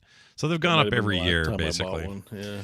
It's been that long. They also have the $800 tier is that weird one that they always have where you get extra perks and stuff and cut lines and all that. So that's the thing. That was 600 something last time. Is that something they always had? I didn't think that was an always had. Oh yeah, they had that. There was 600 something in 650 maybe in 2019. This year it's 800. So they've had that. Well, that's the one I skipped, so I wasn't paying a lot of attention to it. I don't think. Yeah, I didn't go. Do they have the Make-A-Wish dinner as part of it, or is that? I don't think so. That's a separate. The dinner's a separate thing. Yeah. Okay. Let me just double check this. Yeah, here we are. $299, $799. That gives you what they call the $800 for a ticket. The exclusive portal pass lounge, private viewing lounge, private concessions, which still means you got to pay for. It's not free food. Gameplay experiences, concierge support, Blizzard employee meet and greets, and more. It's a little vague, to be honest, all of that. Don't know what some of that means. It's sort of like a non-media media pass. Kind of, yeah. Yeah, that's a good way of putting it. It was like a media pass light. 2019, it was $230 and $550, so it was less than 600. So that one really jumped. No other info about bands or any of that other stuff. And I don't know. I think that's kind of expensive. I think 300 is a lot to ask for. People will go. People will pay it because they're going to go. The hotel and plane will run you a lot more than the 300, right? So, yeah, that's my point. You're already into this thing $2,000 or something just to get there. It's not like it's 1,000 people.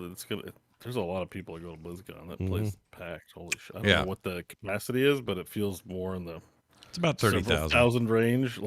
Yeah, they do about 28 to 30,000 is your typical. I assume that would be really. It's that high. I didn't even know I should go to tens of thousands. So, I'm sure the convention center is not cheap to rent, but still, it seems. You know what freaked me out? Is I walked off stage in 2018 after I did the thing, and someone said, "By the way, that was 28,000 people out there," and I about shit myself. I'm like, I'm glad you told me now.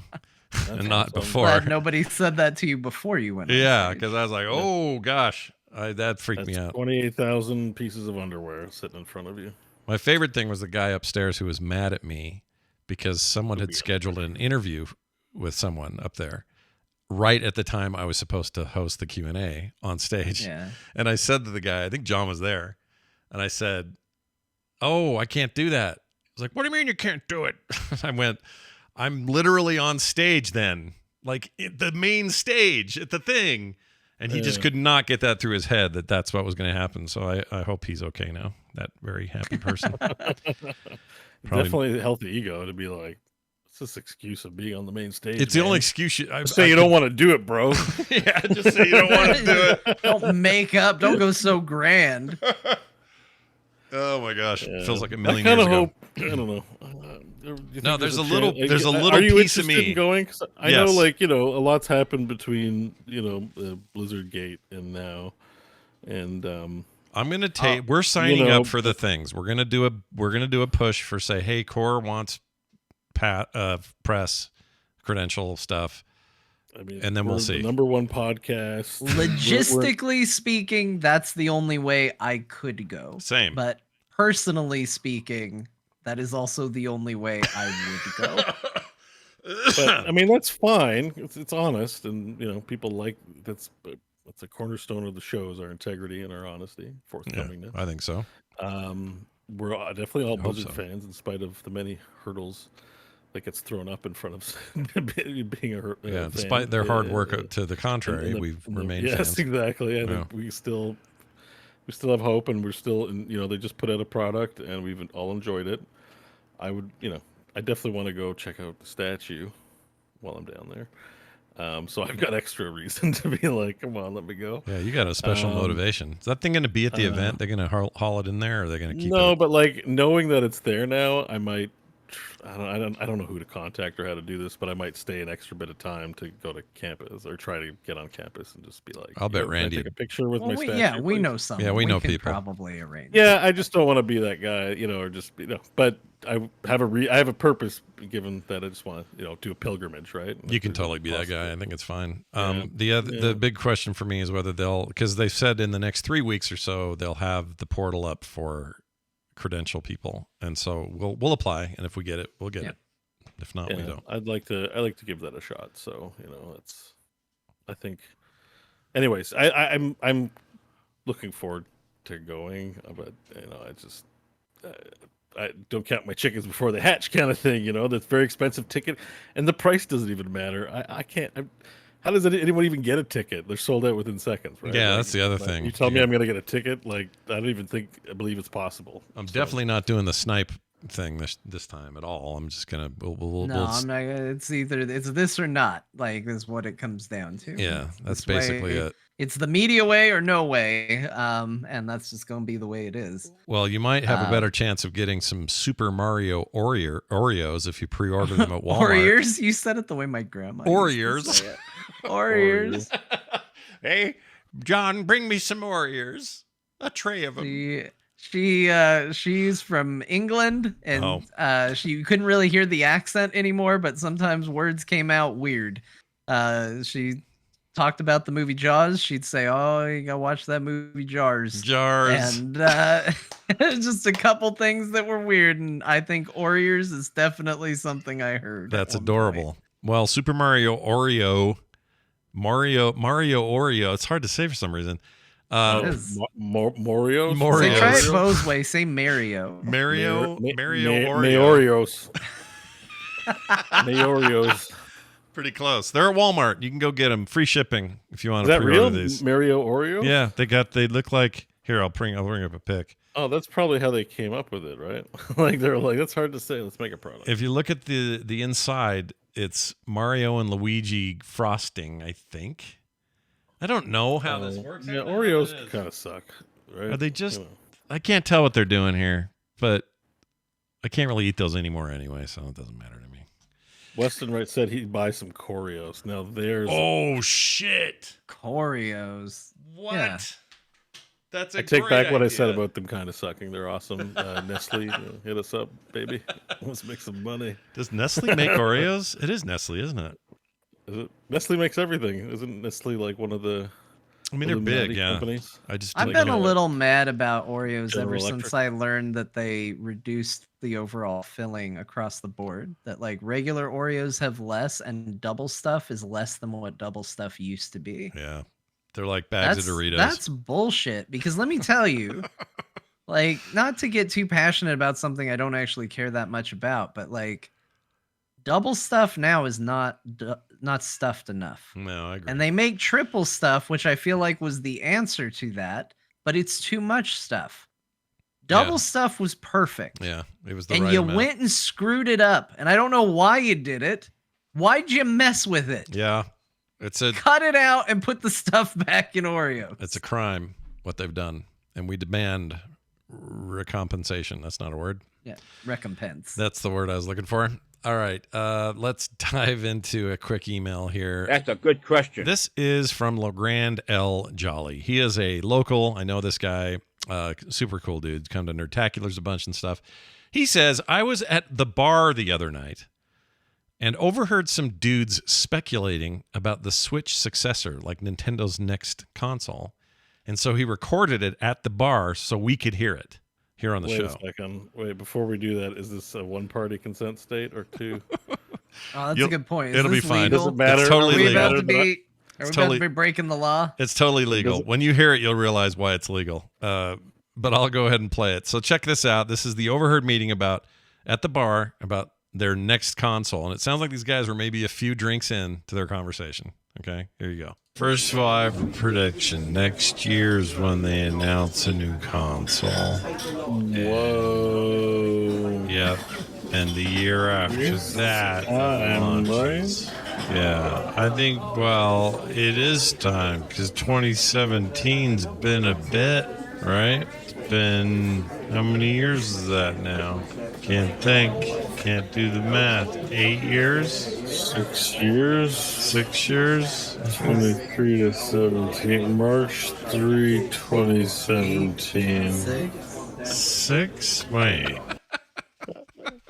Wow, they were really drunk. That takes me back, man, because I used to listen to the Instance and Extra Life Radio while I was at work on my iPod. Yeah. And it used to have that option to speed up or slow down the MP3s. And I used to intentionally slow down your voice, Scott, because you sound hammered or stoned every time. It's hilarious. Yeah. I don't know why it's so pronounced with me. And Bo a little bit, but not as much. Well, you've got good enunciation, I think. Maybe that's part of it, so it really bends it in a good way. It's so weird. Slowed down. It sounds like you're really focusing for your words. Right. I had one of these. Oh, do I still have it? The fact is, if I was high, I'd probably woe exactly the way I woed in that. I'd be like, whoa.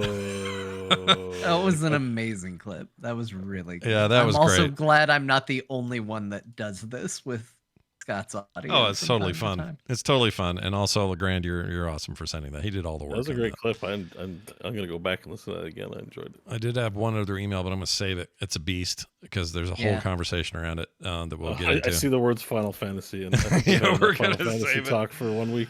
I do have some really cool big news, though. Speaking of people making games in our community and all of that, Wooj Man, sorry. He's in Discord as a listener. I'm not sure he's in the live show tonight, but he listens to both this and Play Retro, and he's hacking NES version of Super Tecmo Bowl, the ROM. And in that ROM, probably the greatest 8-bit football game ever made, he's adding whatever we want, like characters. We can be people in the teams. We can be members of these teams, all this stuff. So here's the deal. As part of this, we're going to make it so all patrons at any higher level than the basic here or at Play Retro will get to be on a team in this hacked NES ROM. Oh my gosh, Bo has a new video. I'm sorry. I thought this wasn't going to be a distracting gift. Yeah, no. Why on earth did you think this wouldn't distract? Well, we got distracted by your neutral face for 15 minutes. Yeah. Why did you think your excited finger biting face was just gonna pass unnoticed? I looked at the thumbnail and it looked pretty okay. It was so not okay. Definitely I'm not. sorry. Yeah, no, you're I'm totally sorry, fine. Scott. You're all I'm good. sorry. It's okay because this is partly why he even wants to do this. He likes the show this much. So we're going to be in it. All the hosts are going to be in this hacked version of Tecmo Bowl, but also patrons at any level other than basic at any of the two shows I mentioned, Play Retro or this one, Core, will get their names in there. All right. So you're all going to be on. It'll be on jerseys. We'll be picking you. We'll be trading you for games. Did Bo have a picture of a plant there briefly? It was just zoomed. It was overly zoomed in. Sorry, I was just. Yeah. Oh, you just had it zoomed. All right. It looked like Don't pay attention to the man behind the curtain. Yeah, there's some weird shit going on over there. Anyway, so that's really cool. Keep your eye on that. We'll let you guys know when that happens. Speaking of which, it's patreon.com/core show that you want to join up on. If you haven't yet, do, because you could be like sexy alien space babe. Hell yeah, you could. That's someone we just got. Poe. I'm not sure who Poe is, but I like John or Bo. Bo is the Joker. Oh, now he's not again. Poe joined us. Also Colin R, Clint J, Craig B, Lemon Jelly, and finally Dodd Vickers. I know that guy. He does like location scouting for like Marvel movies and all this stuff in Georgia. Yeah, he's awesome. That guy's great. Longtime listener of various things, and glad to see him here. Wasn't he on Current Geek? Yeah, I think we had him on once. Some recollection. Yeah. Dodd's awesome. He's a really sharp guy. Dodd Vickers. He hid one of my Obey Henry stickers on a walkie-talkie and set it next to. Oh, he's the one, huh? What's Cliff Clavin on Cheers? I can't think of his. John Ratzenberger. So there's a photo I have of my stupid sticker sitting there. Man. Anyway, Dodd's an awesome guy. I'm really glad to see he's joined up. And if you would like to be like those fine folks and get no commercials ever, pre-show content every week, art in the mail. I just did a brand new Mario thing, the Mario Elephant thing, from that new game they just announced. I sent out that print just the other day to the printer. So hopefully that'll be coming to you guys soon. Other great monthly benefits, including host specials, all that stuff at patreon.com/core show. It's going to do it for us. Next week, we'll have another show. We'll have a whole bunch more. Good. Bo will have a cord for his camera, which I'm a little sad. I've already ordered. Amazon's sending it. Going to be here tomorrow. I'm a little sad. It's a new era, but how was the quality? Like, it was good, right? Yeah, it's good. I'm so stoked about this camera, dude. Yeah. You got a deal on it, too, sort of. New era. Like, I'm going to make some sweet... Well, they'll be the same quality YouTube videos. They'll just look a little better. When I go to your stream, Bo, your chair sitting there empty is going to look that much nicer. Yeah. I noticed it highlights all the dirt real well on the ground and stuff. Like, the one benefit of a fuzzy webcam is, like, all the blemishes don't show up. And then I was like, oh, my curtain is very dirty. Well, don't zoom in on that plant ever again, because that was something. Anyway, I've had that plant for 20 years. Oh, still alive? It's like a living plant, It's plastic. Oh, it's plastic. Yeah. Kept it alive for 20 years, that plant. I was gonna be excited for Kept this. Kept it away from open flame. I was excited about the longevity of your living plant. Oh hell no! I've got a death thumb. You know, there's a green thumb. I have the death thumb. Like I keep getting gifted plants, especially from my aunt who likes plants. They die in 2 days. I hide them and I don't tell. Sounds like she doesn't like them very much. The Ant Who Likes Plants. That's a really good Dr. Seuss book I never read. The Ant Who Likes Plants. Oh yeah. See, it rhymed. See, that's why. Anyway, hey Grandma, we need to find out what games we played before we go because people always want to hear it because we don't say it enough. So could you do that courtesy, please? Well, believe it or not, the boys talked about more than Final Fantasy this episode. I know, I'm shocked too. But they did. They talked about Final Fantasy XVI. That took up about 2.5 hours. And then they talked about Diablo IV. That took about an hour. Scott talked about Dave the Diver for about an hour and 10 minutes. Then he talked about Fire Emblem, but that was only for about 20 minutes. Yeah. John talked about three Steam Next Fest games. Station to Station, Choo Choo Survivor, and Engard. That only took 2 hours. And then he talked about wrestling, but that was 4 hours. Yeah. And then Bo talked about Deep Rock Galactic VR and Crisis VR. And I'm sure that was at least several hours. I don't know. I tune out for the VR. Yeah, I think you're talking in grandma time, Grandma. You perceive time differently when you're that old. I think that's the deal. But I don't want I Probably don't true. make any decisions. You are who you are, Grandma. You do you. It's your life, whatever's left of it. All right. Gotten less now, I would say. Yeah, a little bit less Listen after to the today. whole show. Well, Had to that's take notes. that's going to do it for today. Thank you all for listening. Go play some fun games this week and return next when we have more to say about more things. Until then, be good, be safe, and we'll see you then.